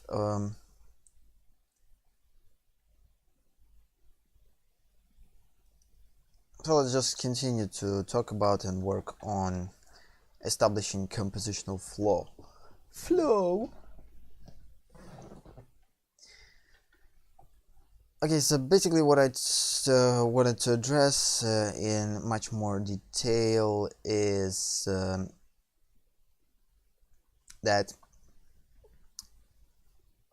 every composition has to have, again, some type of division inside of it. So it has to have, of course, something additional. So additional focus, which usually is something that only creates some type of a picture frame in order to composition to feel, I don't know, more controlled somehow. In most cases, you wouldn't want to create a sharp angles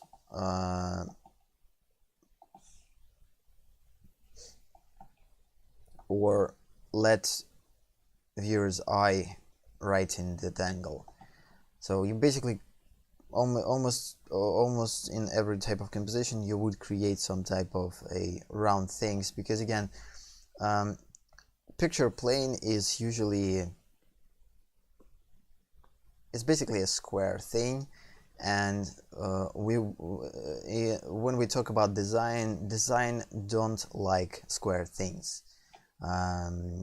Design actually, and the more squares, the usually less appealing design is. That's why we actually, in almost all cases, would try to get rid of the squares. But since we are not drawing on a oval like canvas, but drawing it on a square picture plane, that means square-ish picture plane, that means that we have to create some type of instruments to avoid this square look and create more dynamic way to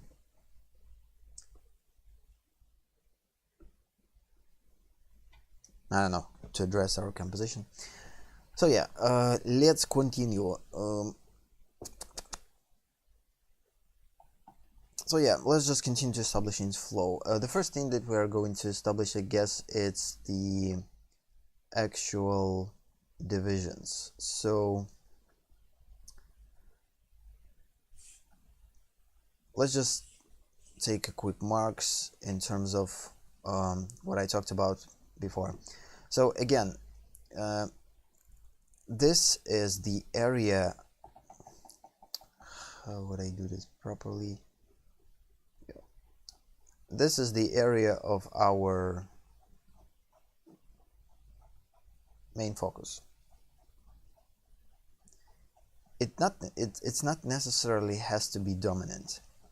So it definitely don't have to. It definitely not going to be the smallest one. It has to be big enough to be evident enough.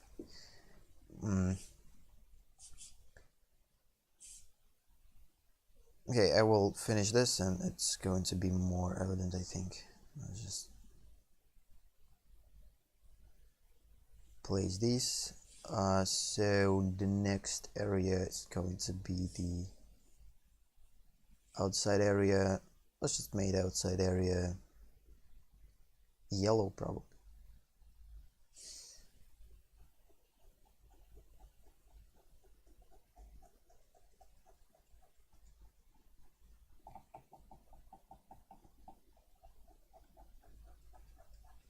Just stay in approximately one direction.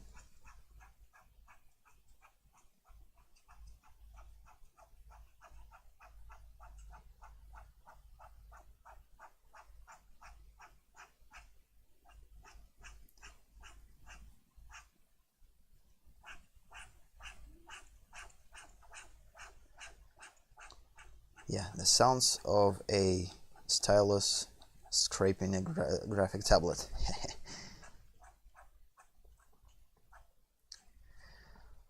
Okay, so yeah, basically we have this type of divisions. This is not evident enough.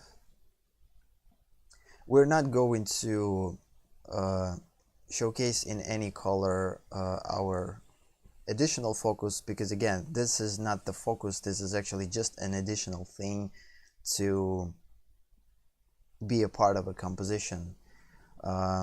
But in most cases, this is something that this area would probably not going to be add anything to our story, or if it is, it doesn't have to be something distracting.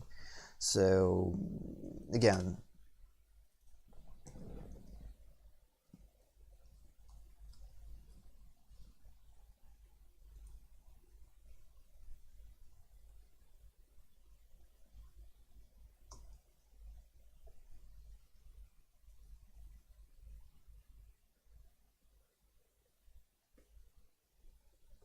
so it's basically this area shouldn't distract us at all, and viewer, yeah, especially viewer. So we wouldn't spend crazy amount of time to rendering, for instance, or making on a or working on this area at all. So we're probably not even going to go into studying some type of construction for it. So basically, this is the area that you almost always will drop in terms of a studying. So you usually work with this area usually based on references. So you kind of find some type of references that you are picturing in these areas, and then you will probably just imitate something using these references. So basically, this is an additional area that's usually not important at all. So importance of this area is 0, or at least like maybe 2% interest it has to have. So if you will put something additional to the story, like for instance, I'm intending to put here details of the transformers, basically broken transformers, maybe parts of the body of the transformers, or some type of mechanic parts that seem kind of a random, but it's evident that these are details from them, or yeah. So basically, some kind of machinery to create cohesion, the overall cohesion. The same for these, for instance. I'm not going to render that much or spend crazy amount of time to creating detailed statues right here. So I want to emphasize, no, I'm not, basically just want to showcase that statues are there, but not emphasize any attention to them. So basically they have to stay muted. Yeah, this area on the other hand has to have some type of details, because this area for us is this tertiary area that actually represents the character and showcases the character in our piece.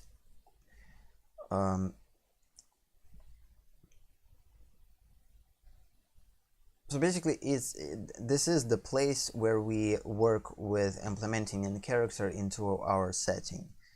How we would do that? Again, by creating something that, well, basically, if we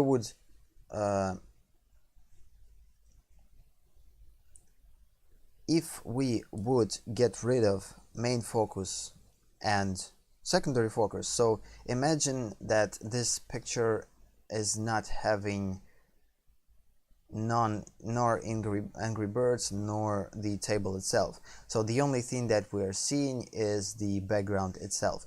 So basically, background has to work on its own. That way we will definitely know that we were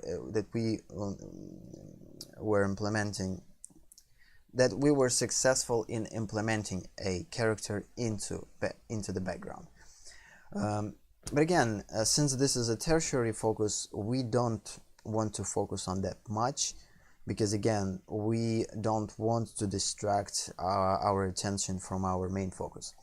Of course, then we go to the main focus, which is in terms of a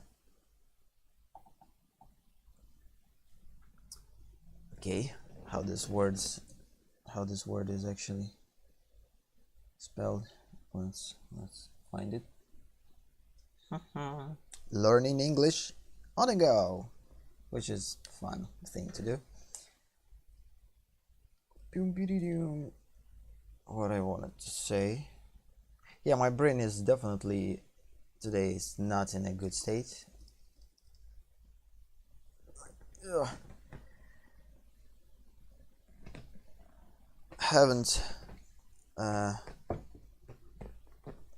I did not slept much, so didn't have that much of sleep, and the weather is pretty poopy, and but bunch of things that actually kind of affecting my mind right now.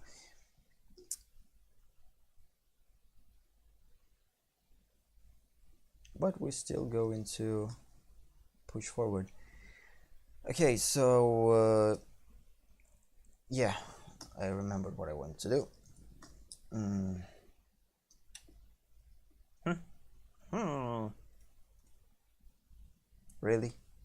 Really?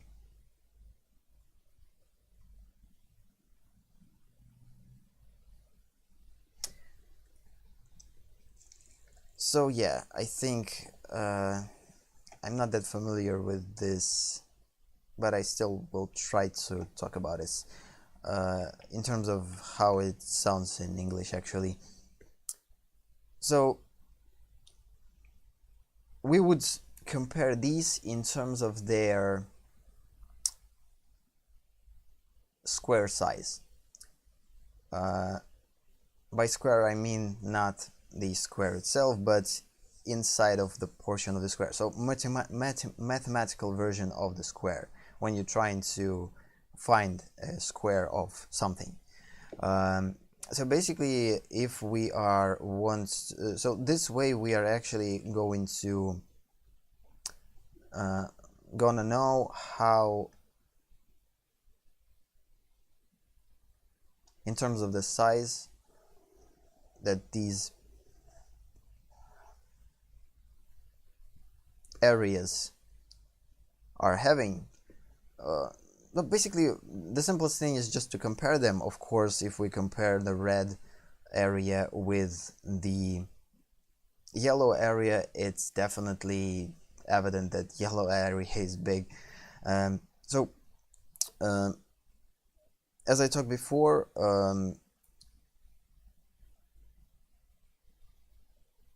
our main focus is probably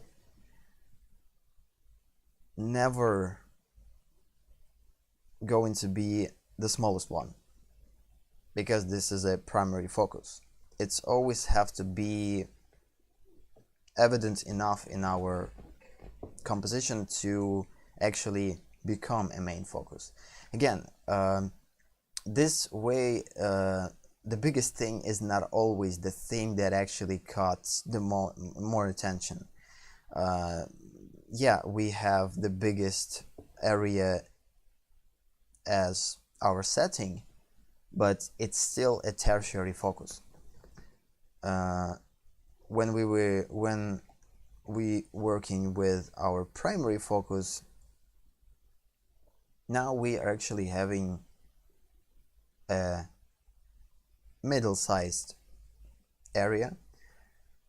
It's bigger than our smallest area, and that way it actually creates some type of a contrast between two of them. So again, even here we are actually using the biggest principle of the one of the biggest principles of design: big versus small versus middle, in terms of a size comparison. So again, we are working with creating a contrast between big area of the composition, between small area of composition, and between middle-sized area of composition.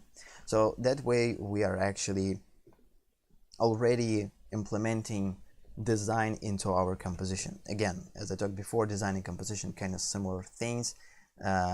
It's just kind of, again, in different circles, artistic circles, it has a little bit of different understanding. Sometimes composition is presented as design, sometimes as design presented as composition, and there's a time when design and composition are completely separate, which I think never the case. They are always work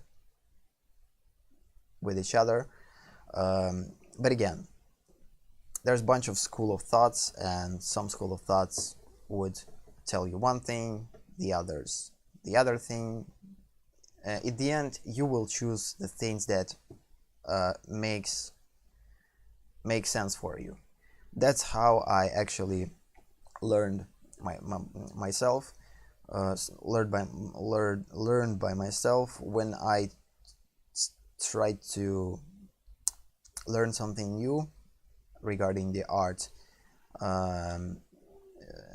And try to educate myself. I always I never searched for complete answer. I always kind of watched and read a bunch of things, and then I gathered all this information in my own way, and then I made my own sense of it. So I never kind of take something as it is. I always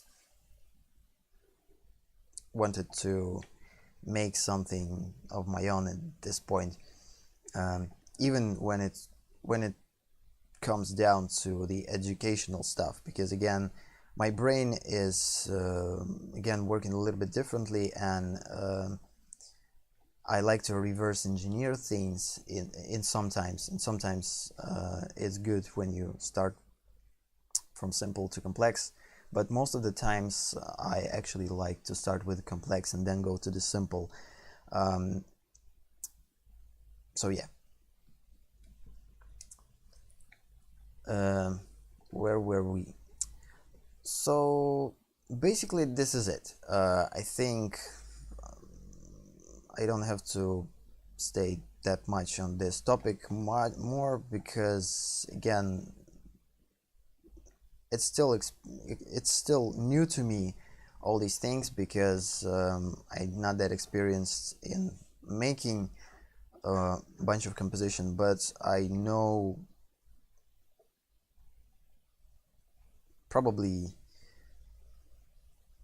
I have some knowledge about this that could be helpful. I think let's put it this way, because this is actually helpful for me. Again, when I kind of describe to myself these things, it actually starting to make sense how to actually work with composition. Because again, when you ask artists how to work with composition, most of the artists will tell you just make composition, just test them, so there's no rules to composition. And my brain kind of already, when I hear this, telling me, no, how? Everything has to have rules. How composition doesn't have rules? I need to have some type of base from where I will be actually going forward. And when I don't have this base, this is not a good thing. I need to have this base. So basically, I need to have some type of fundamentals of composition, and the basic composition education, the basic education about compositional, it's pretty limited. It doesn't have anything to it. It has some type of basic guidelines, but these guidelines are actually not enough to put them together and create something interesting. At least for me, I needed something that could explain all these things all at once. So again, right here, by dividing our picture plane into areas, that way we're actually kind of looking at this more organized way, and all these compositional things actually now becoming applicable to one big system. So for me, when I'm seeing composition as the division of areas inside this composition, and these divisions not always has to be like this, so they actually usually they have some type of a shape.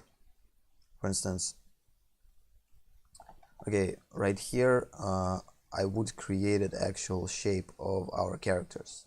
So yes, if I would create, for instance, some type of a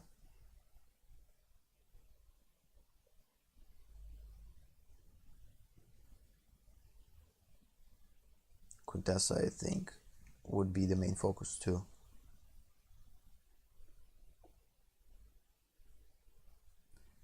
So yeah, if I would create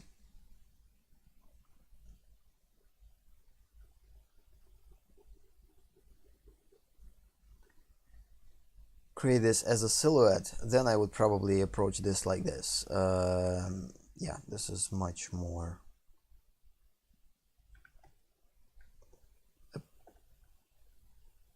this works better. So the same here. So silhouette is here. We would probably go to this, then we would go to this, then we would go to this, then probably something to here.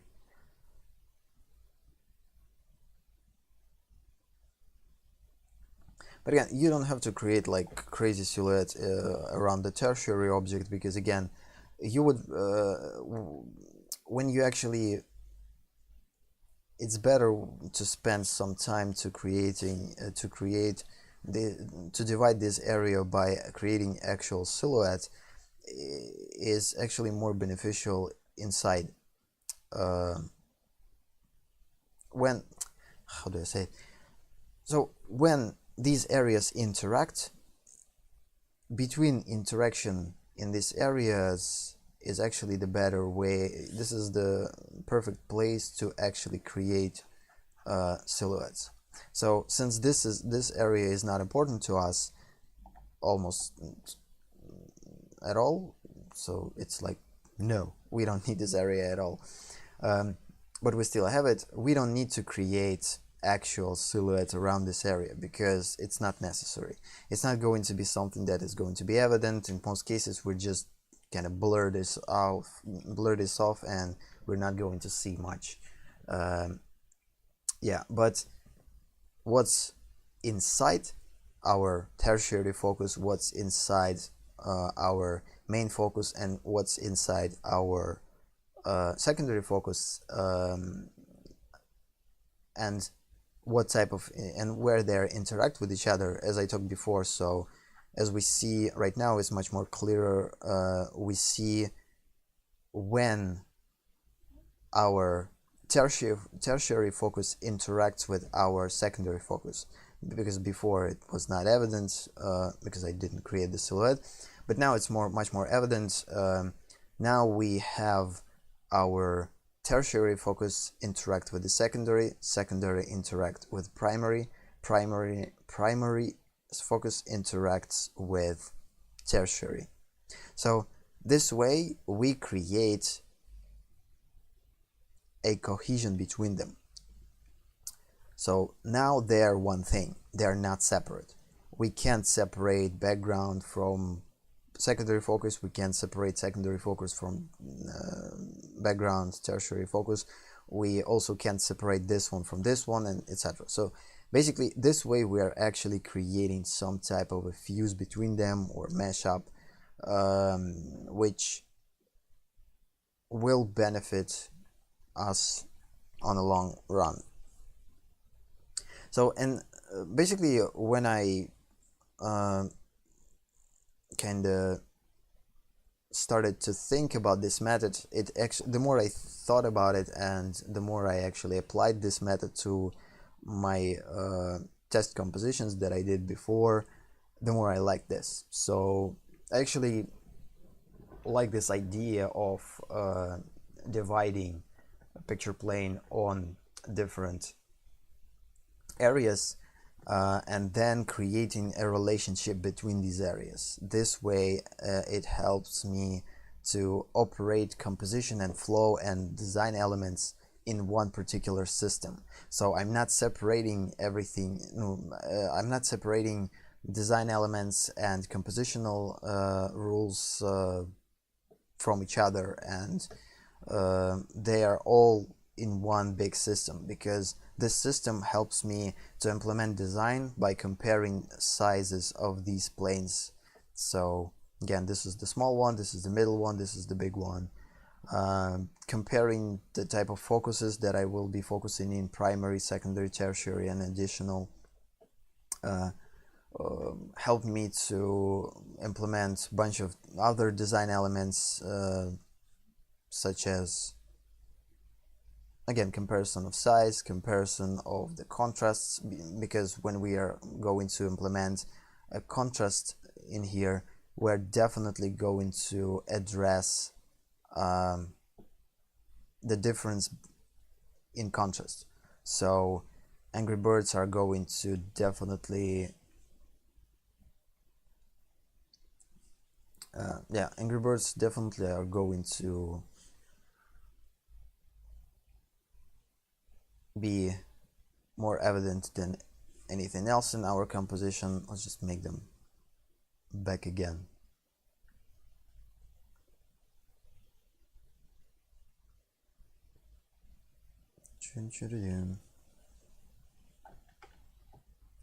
Let's just don't forget to save. Occasionally, don't forget to save. So yeah,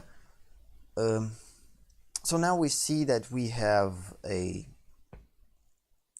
so even when it comes to contrast, so we will create a contrast between all of these things. So we will create contrast between Angry Birds themselves, we create contrast between our accessories and everything around it. So basically everything is going to be contrasted properly, and when you work with this system, division system, it actually becomes much easier in later stages to approach even working with contrast, because again, by the way, when we will work with the contrast, these are going to change, not drastically, but they're going to change. So for now, for instance, these are looking like this, but when we are starting to work with the contrast, they are changed a little bit. So for instance, when I will implement a contrast to this, for instance,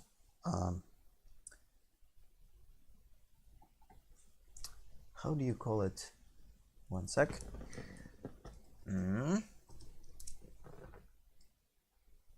Yeah, that was obvious. Yeah, so when I will create a contrast, for instance, for the secondary focus, I'm going to think not only about the accessories on the table, but about the tablecloth itself. So right now I actually depicted only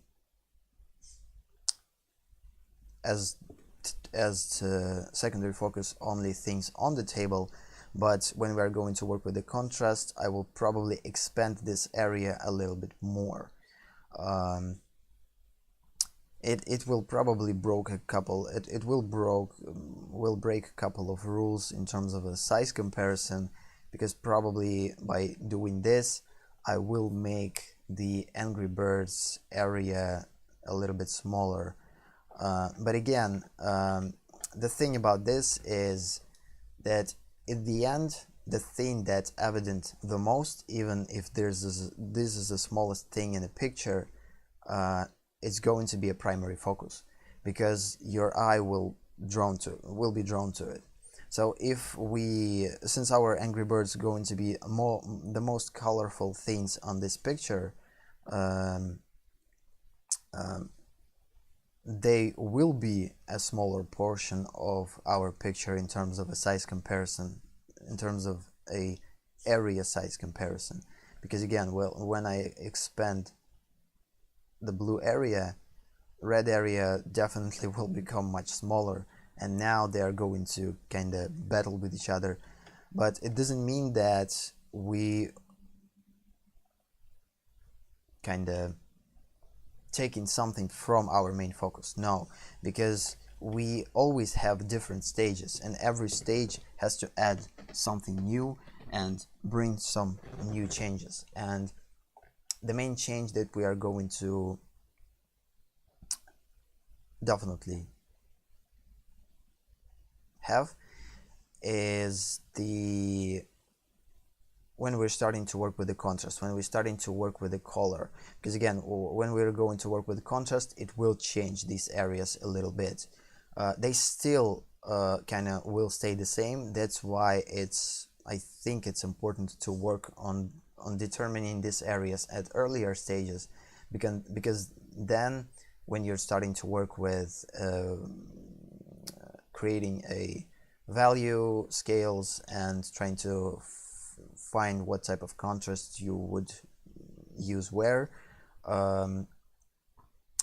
then it's much easier for you to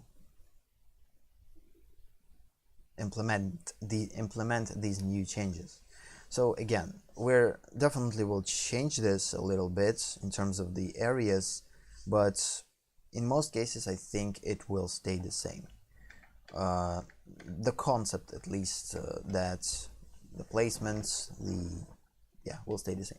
So yeah, I kind of like how it looks.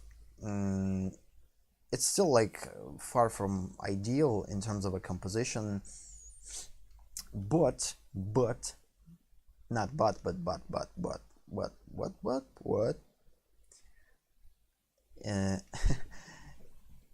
yeah, so it's still far from what I probably would want.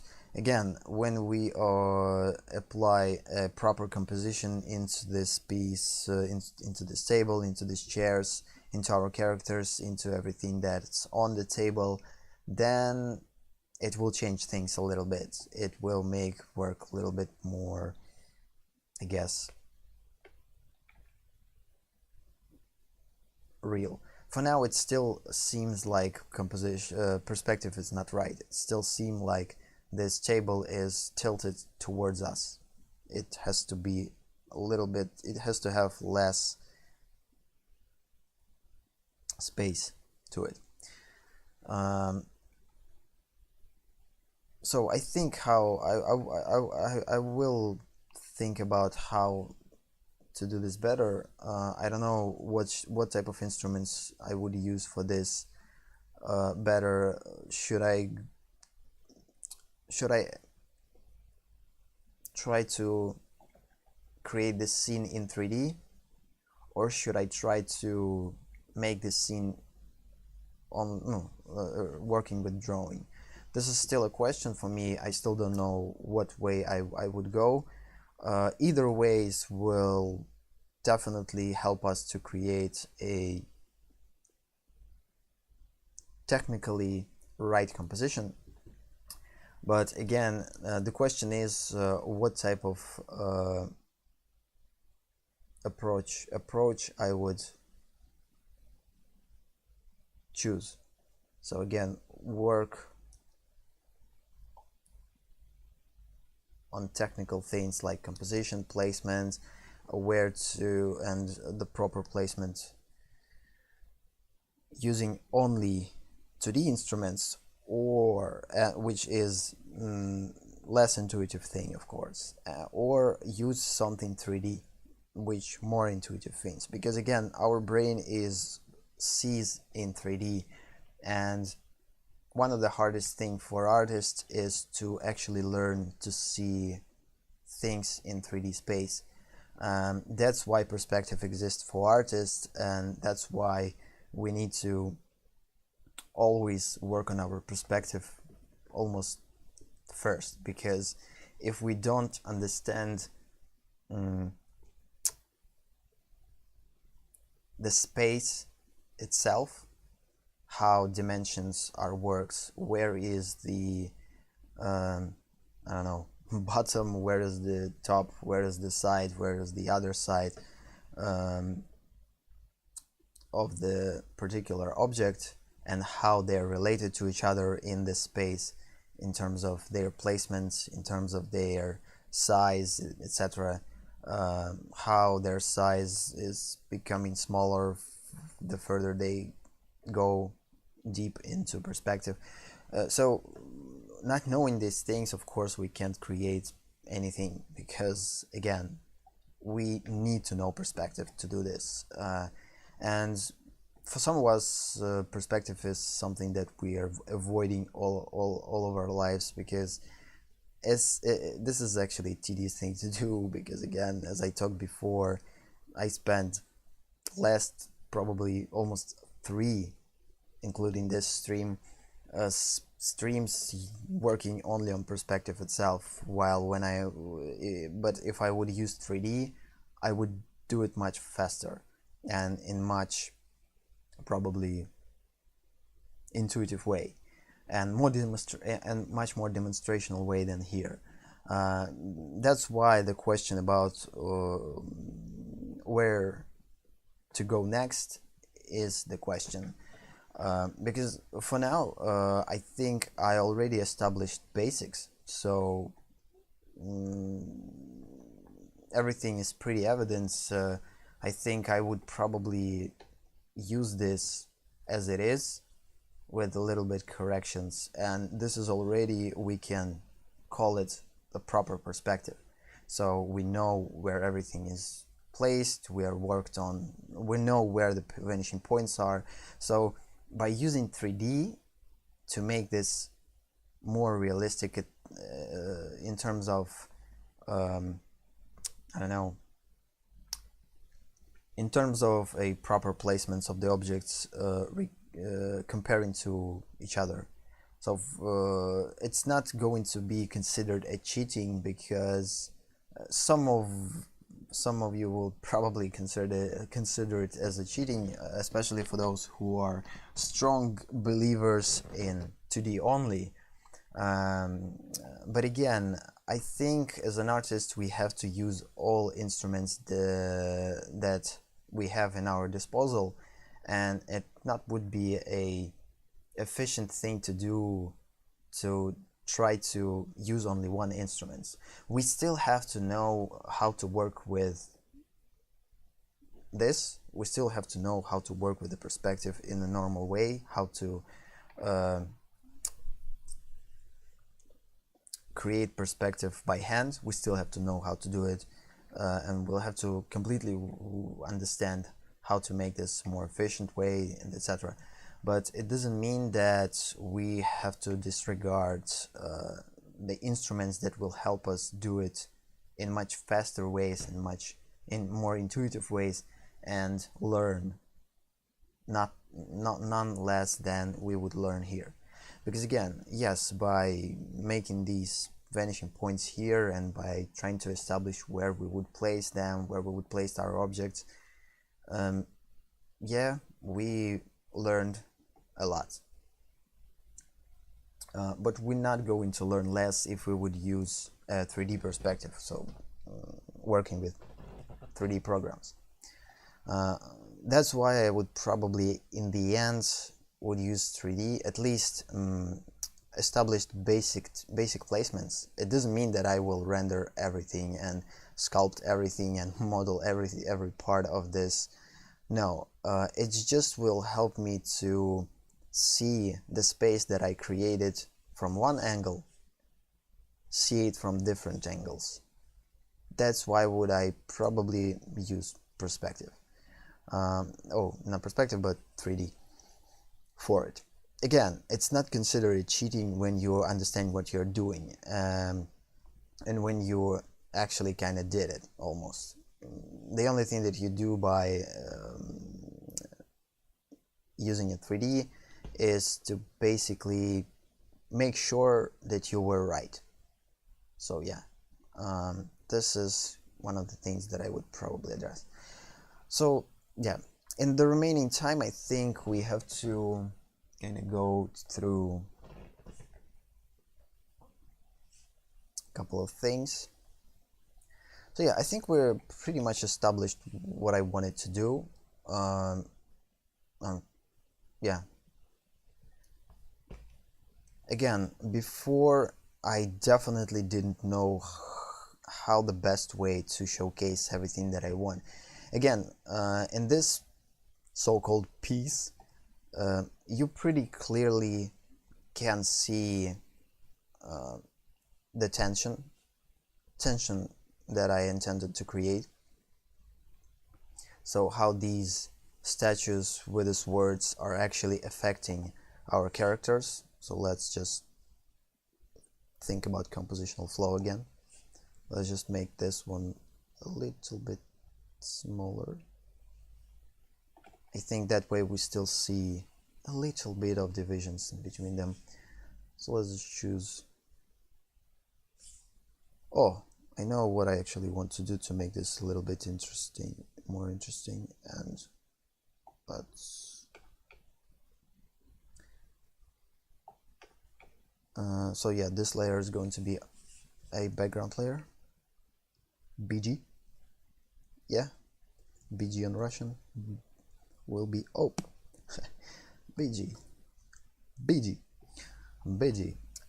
Then we are basically creating a selection. Then we're just filling in this.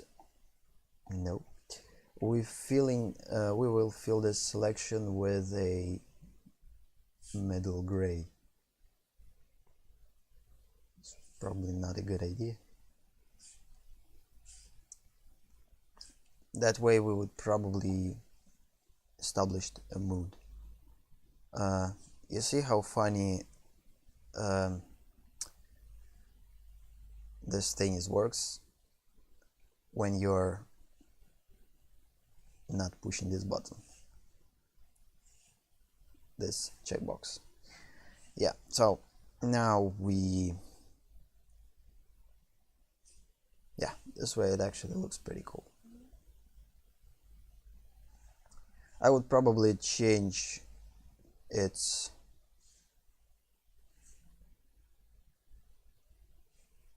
color by adding a filter mask and working with the probably level adjustments, only for the sake of determining where is the preview. I don't see a preview.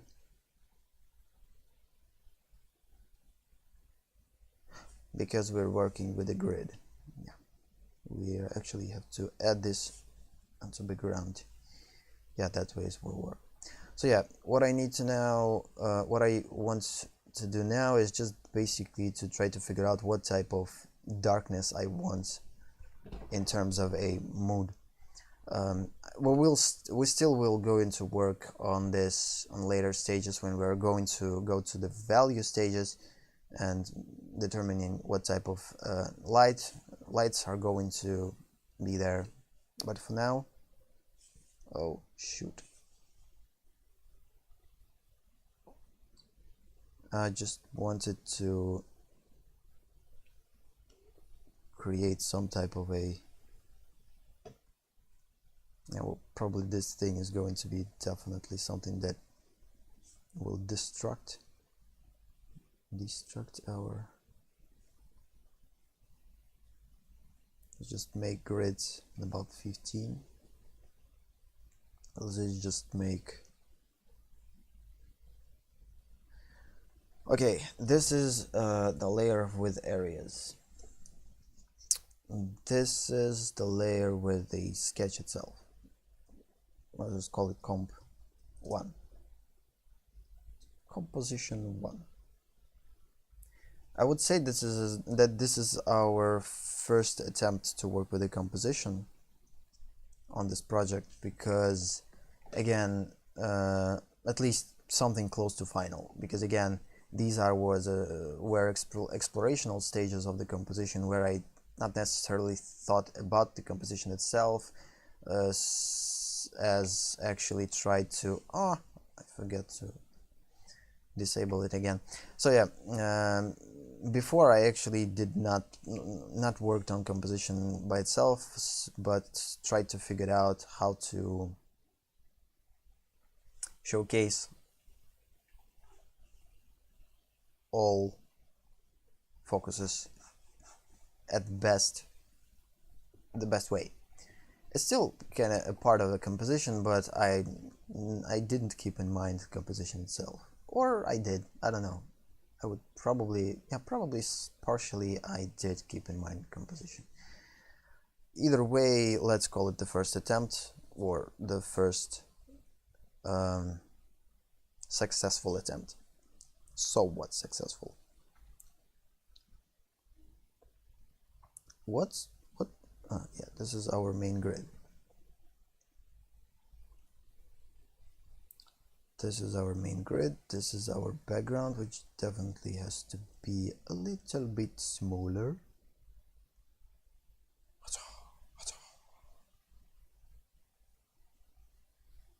Not smaller, but lighter. Usually mid-gray is enough. Oh, outer levels created for us. Yeah, it's much lighter, but not that light. Yeah, now we know what's layer what is doing. Let's just call a couple of layers to organize things the proper way. Again, organization help us to not spend time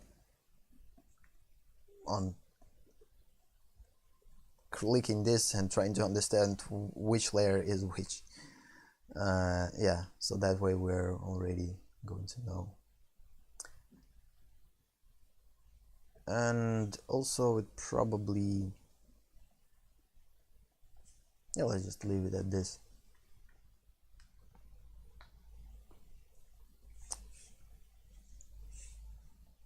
Background.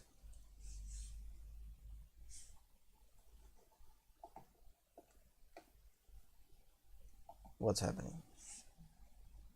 What's happening? Why it's so jaggedy jag? Doesn't have to be like that.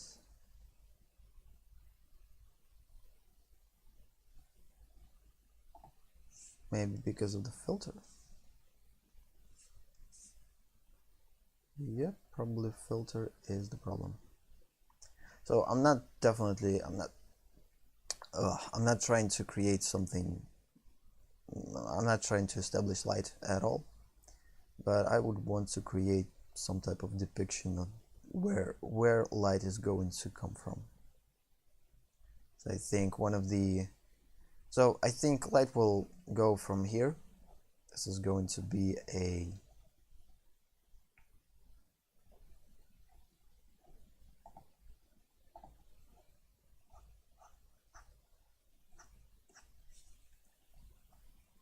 our area light. I still need to kind of establish where would I put the key light and whatever. I don't know. I have probably not should to work. I'm not supposed to work on this stage yet, but since I kind of picture it, why would not work on this stage a little bit? Creating a little bit of, adding a little bit of light is never a bad thing. Just even could implement some type of design elements into it. Okay, so this way again it will help me to picture everything much more better way and to establish where everything is placing.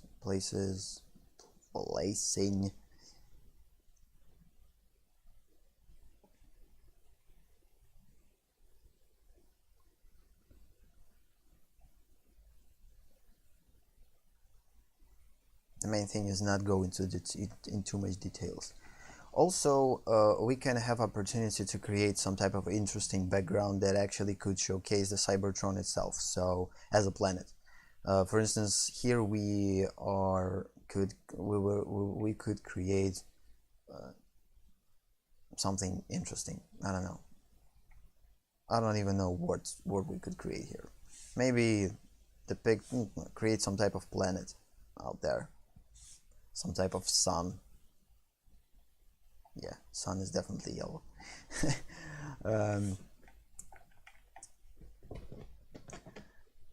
Okay. Yeah, I think that's more than enough for this type of mood creating. So what I wanted to do is I wanted to actually kind of establish the whole flow.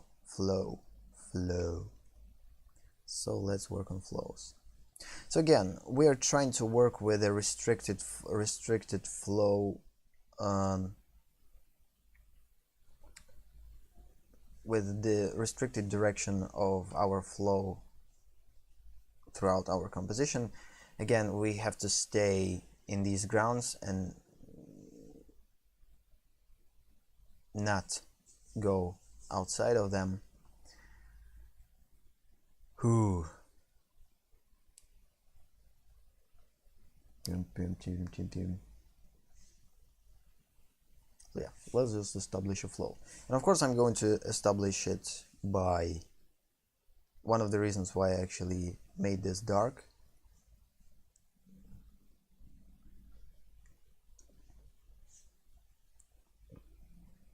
No, I actually could delete this. Let's just make sure that this would not delete anything.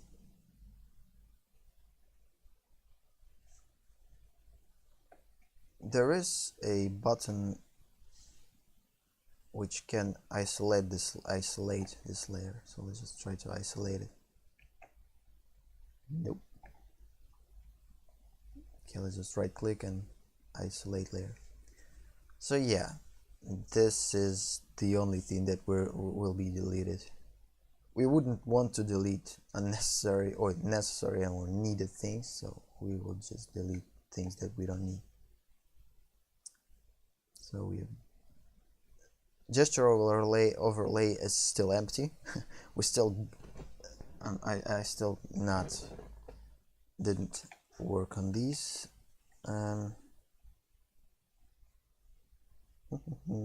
So we could probably erase this too. I don't think that we need this. And let's work on this layer on creating a compositional flow. So let's just create a comp flow. Comp flow. The comp flow. The comp flow. Okay. Yeah. Now we can create pretty interesting flow of the composition. Why would I draw the same thing all over and over again? It's actually a good thing to practice your line. Make it more fluid. Whatever. So yeah, let's just go to the flow. Make a compositional flow.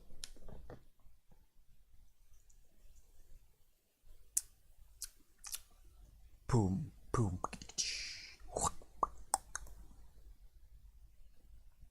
Compositional flow.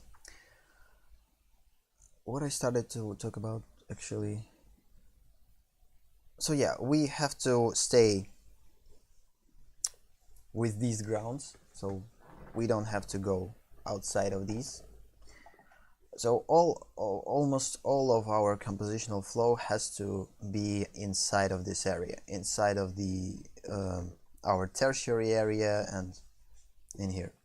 So for now we are going to so one of the reasons why we going to do this is so this is the first step into establishing a poses itself. So we're probably, again, we're not going to manage to do this today. It's definitely is going to be in another time, but for now we kind of have to at least finish working on establishing flow. So we have to kind of stop working, or at least have to finish on some type of stage.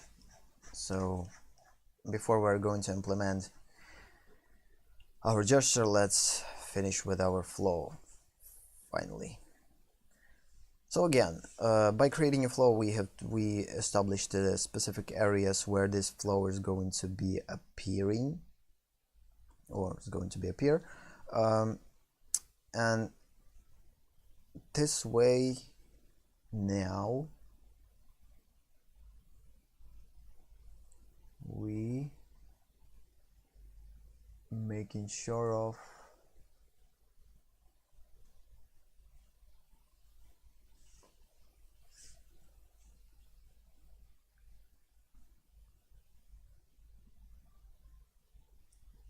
how we would direct the viewer's eye throughout the whole composition. So let's start. Again, as I talked before, the first thing that actually could help us is by creating this arc, by creating an interesting thing in this arc that could lead us to our one of our characters. Second thing that would help us is again this arc, which can lead us to something in here, which is going to be pretty cool to showcase something interesting. For instance, some broken transformer or parts of the technical parts of the transformer. Also, this thing is actually will help us to bring attention to our main character, and then this attention will be spread out in between our characters.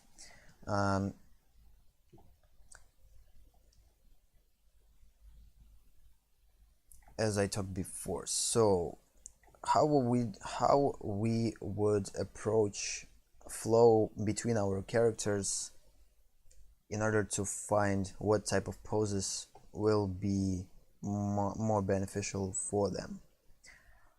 So let's see. So I definitely want to keep this right here. I can like how this looks. It's not in the center, it's almost parallel to our main gate, which is pretty cool.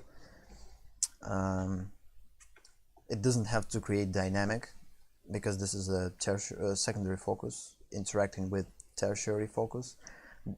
Dynamic has to be outside of this line. So the most dynamic things has to happen outside of our supposed compositional center. Yeah, in terms of compositional center, before I actually did not understand what compositional center is, but basically compositional center is so these areas actually help you to establish your compositional center. So we see right now our main area of compositional flow, and then we just have to kind of compare these two and establish the center between them. So basically this is not this center of composition, it's not the center of the picture itself, is the center between all of your elements. And for different area there is different center of composition. For instance, for this area, center of composition would be right here, somewhere here probably. For secondary area, center of composition would probably, if we would include tablecloth into it, probably would be right here. So that's why our secondary focus compositional center is actually this line. It actually appears center for our almost center for our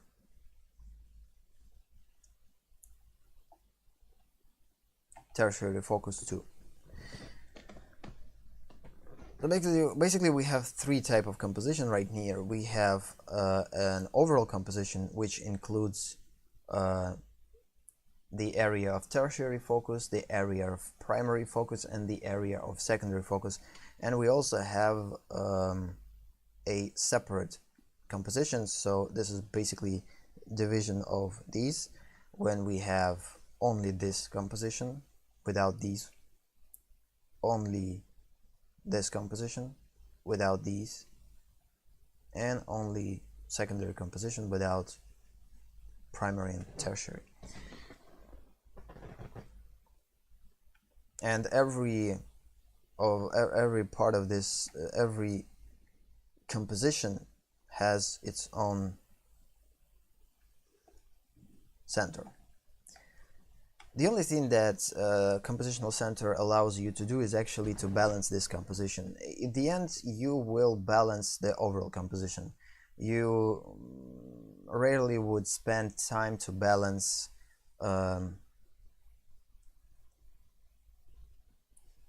individual compositions, but sometimes it's needed. There is a projects and specific placements where you actually have to balance all these compositions, not as a whole but separately, and then add to the balance of the whole piece. But again, we are working with integrated compositions. They are not separate at all, they are complement each other pretty well, and by doing so, I think we need to establish only one central composition, which is the overall compositional center.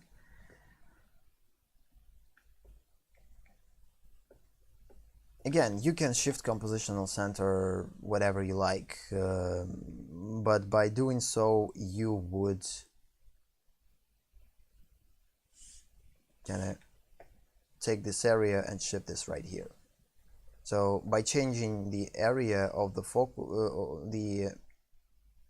the areas of your main composition, you basically changing its center. Now the center is going to shift, etc. So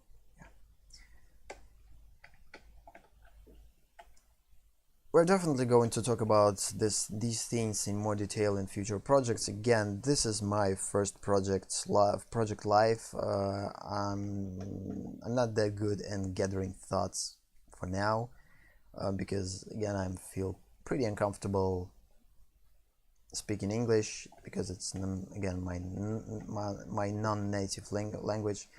But again, I want to learn to speak English properly, because again, this is the international language which allows to reach more people, and this is one of the biggest reasons why I actually choose to stream in English rather than stream on my native language, because again, the more people I reach potentially, the better it will be, because this is one of my biggest goals, to help as much people as possible to learn and educate themselves, and in free ways. Basically, not everyone can afford a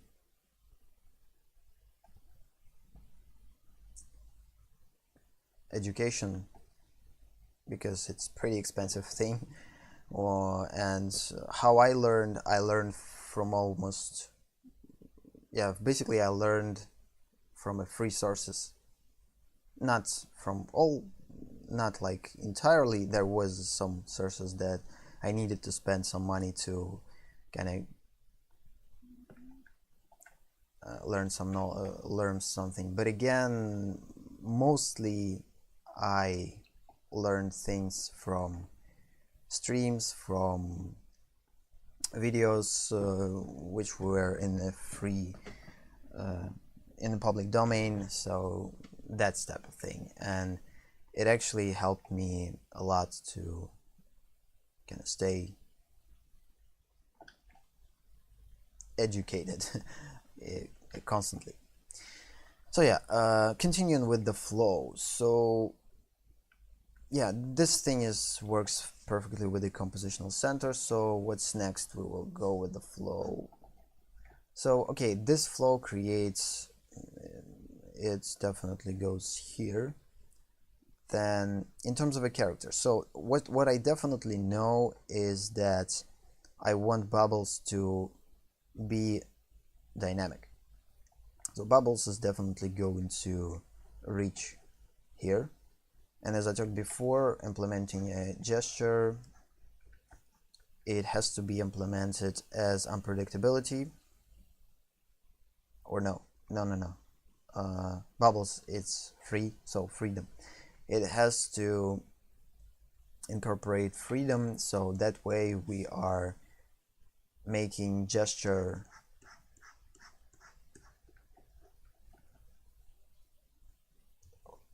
creating a interesting flow for the gesture itself.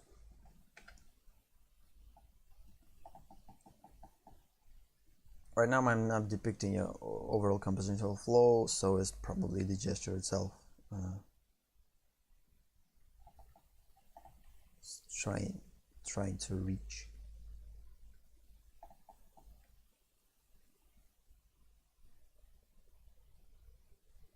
So basically, the head of the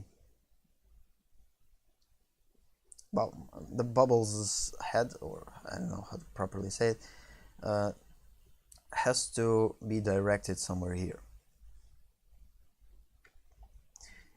Hand of the bubbles definitely has to be directed over here.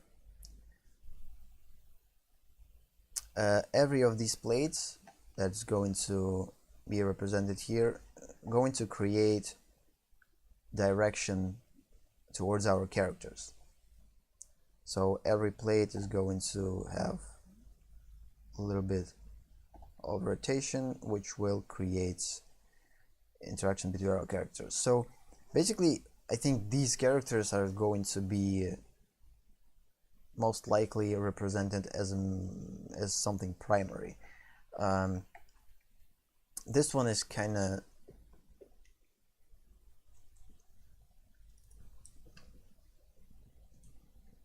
I don't know, doesn't have that much attention to it.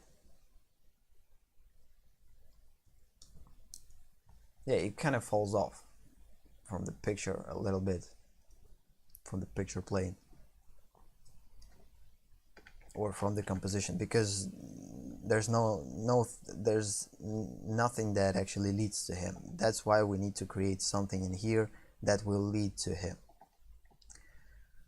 Okay, so the first thing that how we could draw attention to this character is by eyes. So we could create eyes in our character and actually direct it here. Bubble's definitely going to watch, trying to reach this one. This one is going to look at the bubbles. Definitely, this was intentional from the beginning. I actually wanted for Chuck to look at bubbles. Bubbles, I think, is going to look at red. And now we need to know where is red. Where red is going to be looking, because whatever he's going to look, it will create a compositional flow.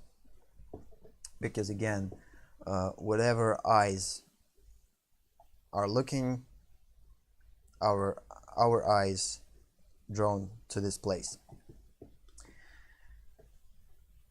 Yeah, so that way we actually could create a strict and fast base.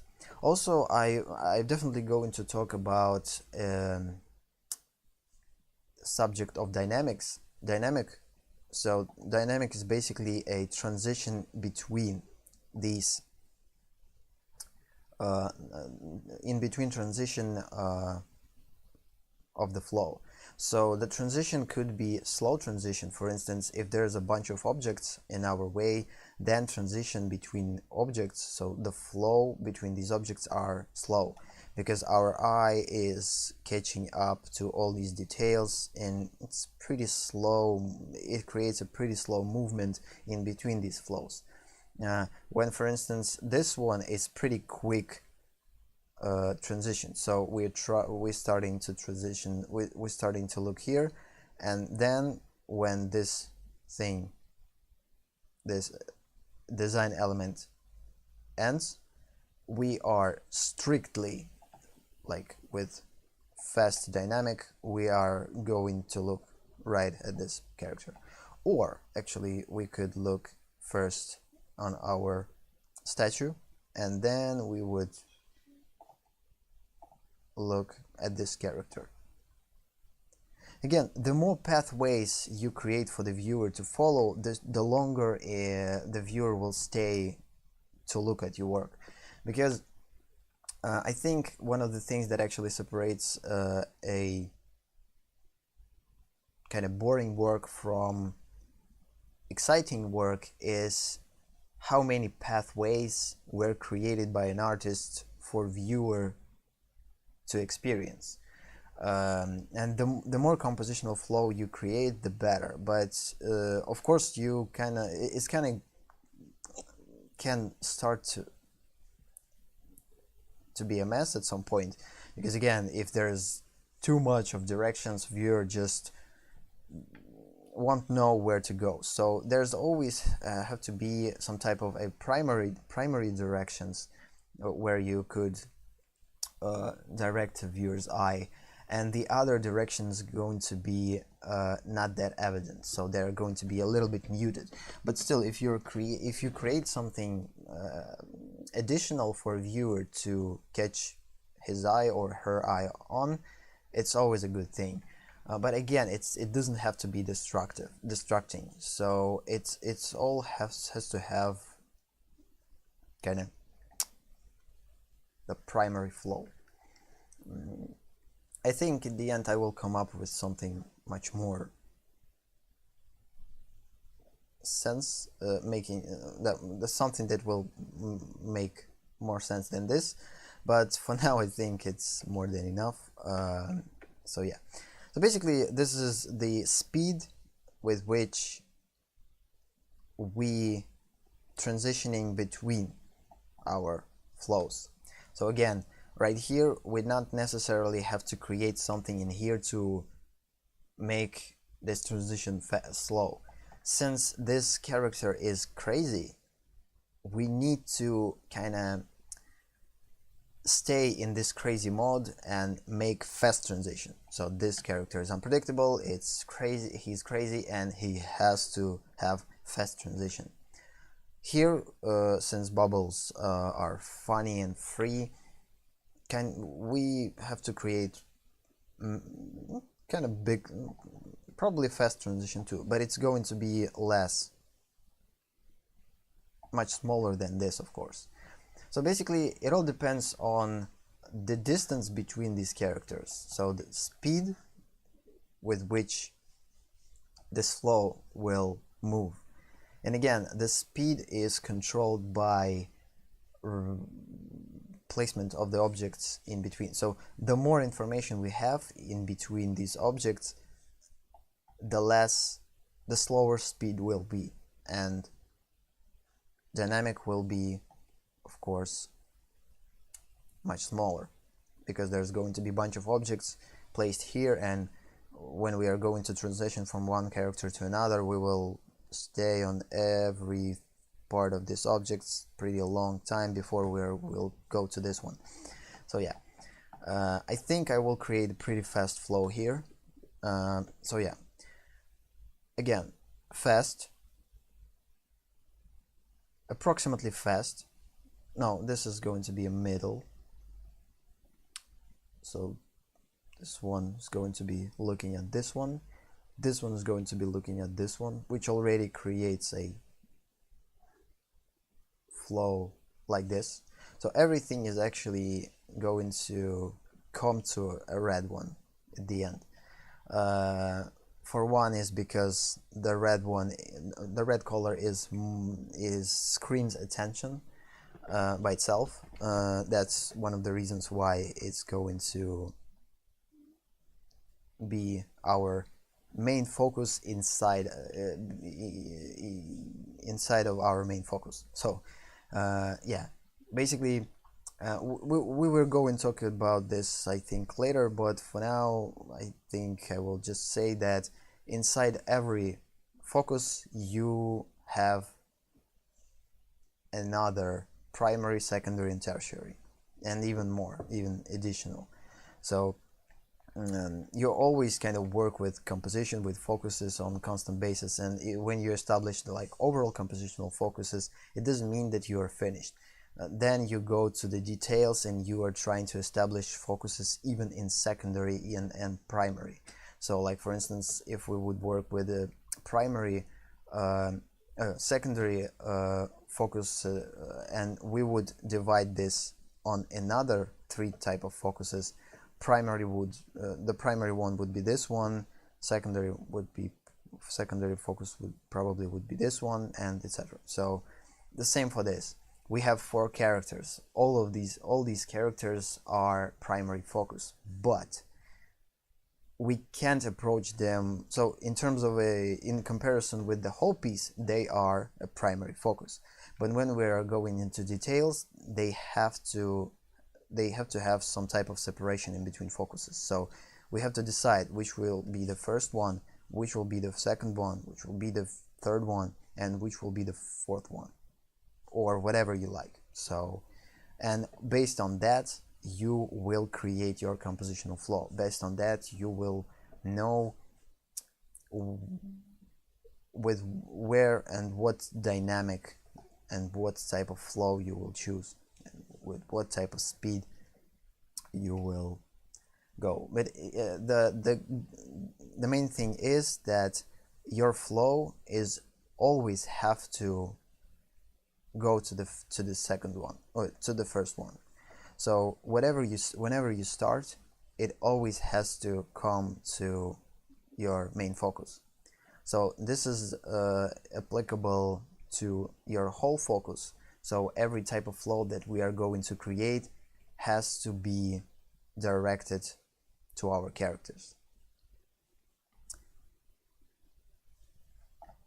somehow. So even these details that we are going to place here has to direct our attention to our characters. These have to direct our attention to our characters. These words has to somehow direct attention to our character.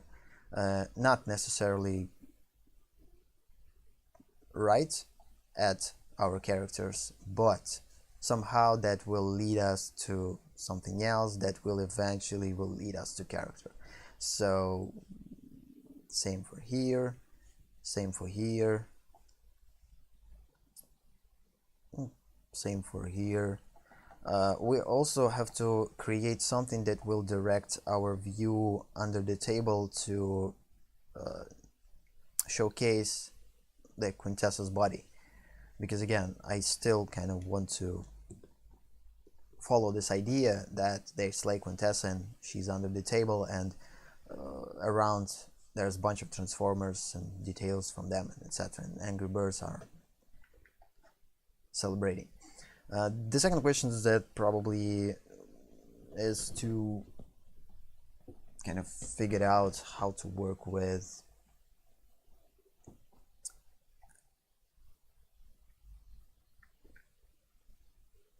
the mood, how to implement properly the mood that we established by gesture into this situation. Because again, yeah, we established that by design, so like character in a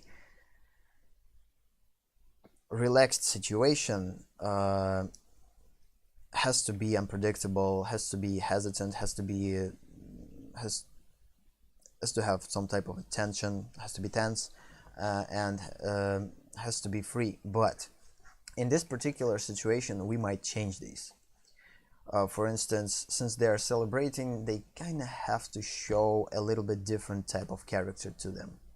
So for instance, it would not be probably appropriate to showcase that Bomb is scared of something, or scared of himself, or that he will blow up, because again, they just won the battle against Transformers, and kind of, why would you sit and be scared of something? You have to kind of be proud of yourself and kind of enjoy your meal and tea, whatever. The same for this one. Probably here we would probably, well, leave the angry side of this bird. Here, naiveness definitely will be. I will leave it to. I will leave it at freedom, because again, this bird has to be free. By the way, in the movie, this bird was actually crazy, but we will stay with naiveness, because again, we have to create some type of contrast. We don't want to two big qualities, craziness here and craziness here, into overlap. We actually have to create some type of diversity in a character. So this one will be angry, for instance. This will be this one will be some type of worried, or I don't know. This one is going to be kind of happy and excited, and this one will be confused, not confused, but basically free from everything. So like the battle never happened. So it's going to be behaving himself or herself, depending on the gender. I still don't understand what type of gender Bubbles is. That's why we would probably change things a little bit. So yeah, so basically, coming to an end. Again, today's stream is going to be a little bit shorter, because I started a little bit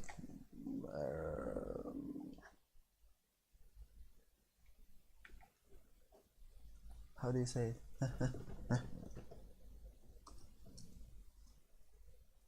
Come on.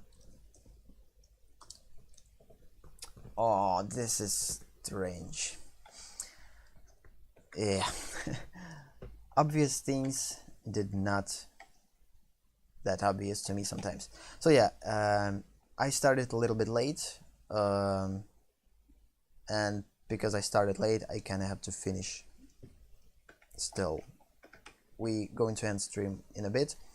I just want to finish my thought, or at least try to do that. So again, we established most of the flows that we are going to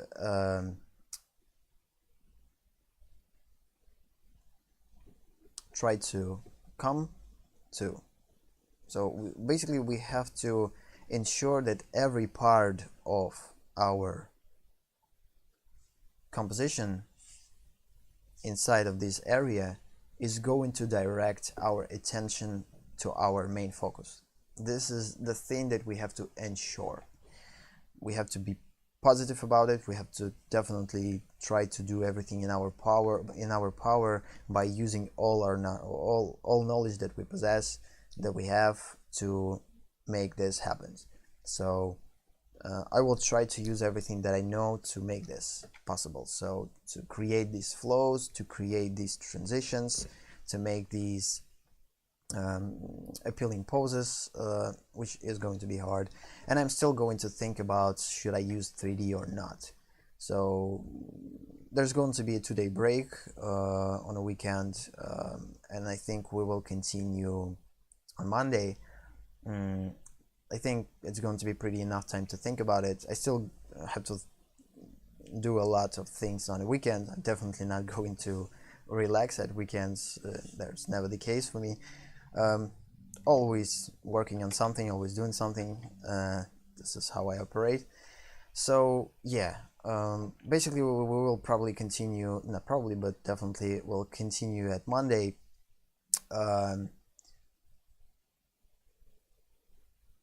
And I will decide how to approach this project next. But still, I kind of happy with the things that right now I'm seeing. So I glad that I established some type of flow inside our composition. I kind of understood how would I approach the divisions in between the areas of composition.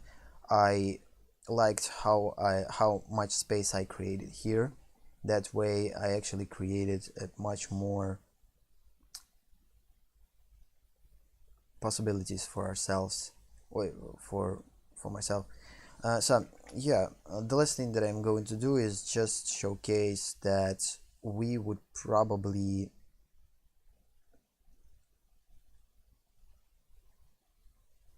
I forget what I draw all these things. Oh yeah, compositional flow. In terms of a compositional flow, the thing that I actually wanted to do from the beginning is we will support our compositional floor by implementing here some type of a texture. So later I will use when I'm going to create a floor, I will definitely want to create some type of design circle in which they are going to be sitting. And this circle by itself already is going to be something that will cycle our composition and that will help us to bring attention to the quintessa, because basically quintessa is going to be somewhere in the center of this circle. So again, we're going to work on a bunch of things. I hope that I will manage to finish this project until the deadline. This project actually doesn't have deadline at all. You can kind of continue to work on this project even after October 19th. The only thing that you don't get the badge this way. Again, our goal is not to get the badge. Our goal is to challenge ourselves into creating something that we didn't necessarily did before, and by that we kind of hoping to grow and develop our skill, develop our knowledge, gain basically practice, and yeah. So the whole thing about this project is to learn, is push myself out of my comfort zone, as I talked about it already. So yeah, I think we will finish at this point, and let's just probably say goodbye and see you next time. Bye bye.